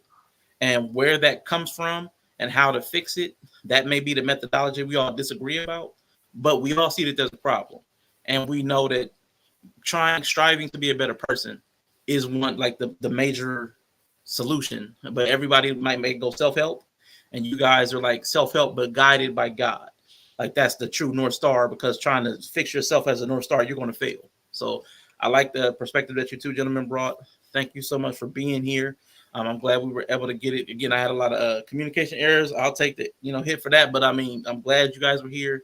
I think people got value from it. People were in the chat responding to what you guys were saying, to the positive and the negative. People disagree with you, but I appreciate you all for standing on your principles and what you believe in, because we need people that are principled, have values, to show a differentiation between that and a lot of stuff we see. Whether we agree with you or not, there's a difference between people that stand on what they believe in and are just all over the place. Like we talked about the Red Pill Manuscript, all over the place. I mean, any old thing goes. So definitely appreciate you, gentlemen. I want to just really quickly just shout out their channels. I know Inyan stuck them in the chat. We got Bolo TV, The Village. Go check out his YouTube channel. Bolo, what days of the week are you on? Well, we read the scripture every day from 7 o'clock to about 7:30. Eastern Standard Time. And then we have Brother Anthony's show on Thursdays, which is 9 o'clock Eastern Standard Time. And then we have Testimony Friday that starts at 11:30 Eastern Standard Time. So we're on 7 times a week. Okay. Man, that's hectic, heavy schedule, man. So definitely appreciate you people getting a lot of Bible from Bolo. And bro, C, what's your schedule? I think you dropped your Thursdays. I think you drive back to the weekends now, but what's your schedule and when's your next time up? We'll be up tomorrow. We're pretty much on Sundays most of the time now, since I've been back to work. Usually mostly on Sundays. Maybe we sneak a Thursday in there, Saturday in there, but definitely you'll see us on Sundays. Unless something major comes up. So come over and check us out, man. We talk about, if you have an idea for us, for something that you want us to talk about, send us a line and do like this brother Arshawn did, hey, let's get together and talk about this religious thing. So, that's all you gotta do is just let us know, and we'll try to make it happen. But you can come see us on Sunday morning. We'll be on tomorrow morning. I don't know what the topic is. I think we're gonna do a topic that Vaughn sent me about this kid slapping a teacher. We might do something like that, so we'll see how that goes. All right. His channel is Let's Talk the Better Black Life. If you search for it on YouTube, that's the only one you'll find. So you don't have to worry about getting confused. I appreciate you. And Inya looks like she's dropping them in the chat. So Duri, NA, Risa, everybody that's still with us, everybody that passed through earlier, definitely appreciate all of y'all. Absolutely. I just want to say real quick, I'm not going to do any of my profane outros out of respect. But I'm going to go, But I'm going to go ahead and let bro C say what he got to say. Hey, man, I want to thank you for having us come on, man. I want to thank you for forgiving me, man. I thought I had got back to Arshawn, and we had a little mix up in the schedule. So, well, not me. And so, I wanted to let Arshawn know that, hey, man, it was me that messed that up. So I did, and then he said, hey, man, well, let's do something else. Let's reschedule it. And so we did, and so here we are today. And that's what honest communication is, man. We communicated, and and it wasn't Clarence, nah, man, you didn't even get back to me. Then forget it, wasn't even none of that. It was like, okay, Clarence, let's reschedule, let's do it. And I think we all did a great job. All three of us did a great job on the panel today, man. I mean, Arshawn being the leader, myself and Bolo, answering the question. I think we all did a great job. Everybody in the chat asking good questions, whether they agreed or pushed back. Everybody was real respectful. Everybody did a great job, man. What we say on my channel, solid performance, solid, very, very, very strong performance for everybody over here at Critically Drinking. Definitely. I just want to add this, that I expect a Movado watch. From who? From somebody. From who? Who's supposed to give you a watch? I'm just saying, I need a Movado watch, brother. What? From somebody. What? Huh? You know what? That's okay, man. The Yo, people still want to know who is the most talented, Brother Bolo or Brother Clarence. Who Here we is the go. most talented? Here we We're gonna go. find that Here out. we go. We'll find that out at the end of the year. Here we go. People. Don't lose your head. That's okay. You want to know this answer to who's the most talented out of Brother Bolo and Brother Clarence. Okay. That question will be answered for you this year. That will be answered for you. And it won't be no shenanigans like last time. It'll be answered straight. Oh, so last time was shenanigans. Little couple shenanigans. Okay. Couple shenanigans. I'm gonna tell you, Brother C, to your credit, Bolo wanted you to go first so that he already know what you were working with when he gave his responses. So I'm inclined to think that you might be the more talented. He wanted that little cheat code. I'm just saying. Listen, I don't have to always be the lead singer, baby. As long as I'm on stage, that's all that matters to me. Bolo. Why are you interrupting the man? The man was obviously speaking and telling you what his feelings was that I was the most talented, brother. Why would you interrupt him like that? Yeah. I can't hear. I'm gonna do one of your moves. I can't hear. Oh man. It's all love, man. Thanks for having us, man. It's all love, man. Appreciate you, brother. Anytime you want to, if you want to do this again, man, and let us know, man. We'd be more than happy to be, and we can get a little deeper into whatever. So I think. Go ahead, Arshawn. No, I'm gonna tell you because the one debate I'm gonna say with debate. The one thing I really want to get into you with is free will, because me and you have a big difference on free will. Okay, I really want to get at you with free will at some point. So let's do it. That'll have to be the thing. Let's do it. Yeah. I'll be in the chat, or you be having me in the chat. I'm like, no, Brother C, no. And it will be better because you are the perfect person to articulate that position. And I can do the best I can to articulate this position, and Bolo can bring in whatever he's bringing in. So I'm just saying it's good because I think we all have respect for each other. We all can still communicate with each other, and it's not what, Clarence, you disagree with me? Or Sean, you disagree with me? I hate you. I don't want to never talk to you again. We ain't gonna do none of that. No, for sure. But gentlemen, again, thank you. Appreciate you for being here. And I'm not running an outro. It's just about to be a cold close. I'm gonna throw up a little overlay, y'all. I hope y'all have a good night.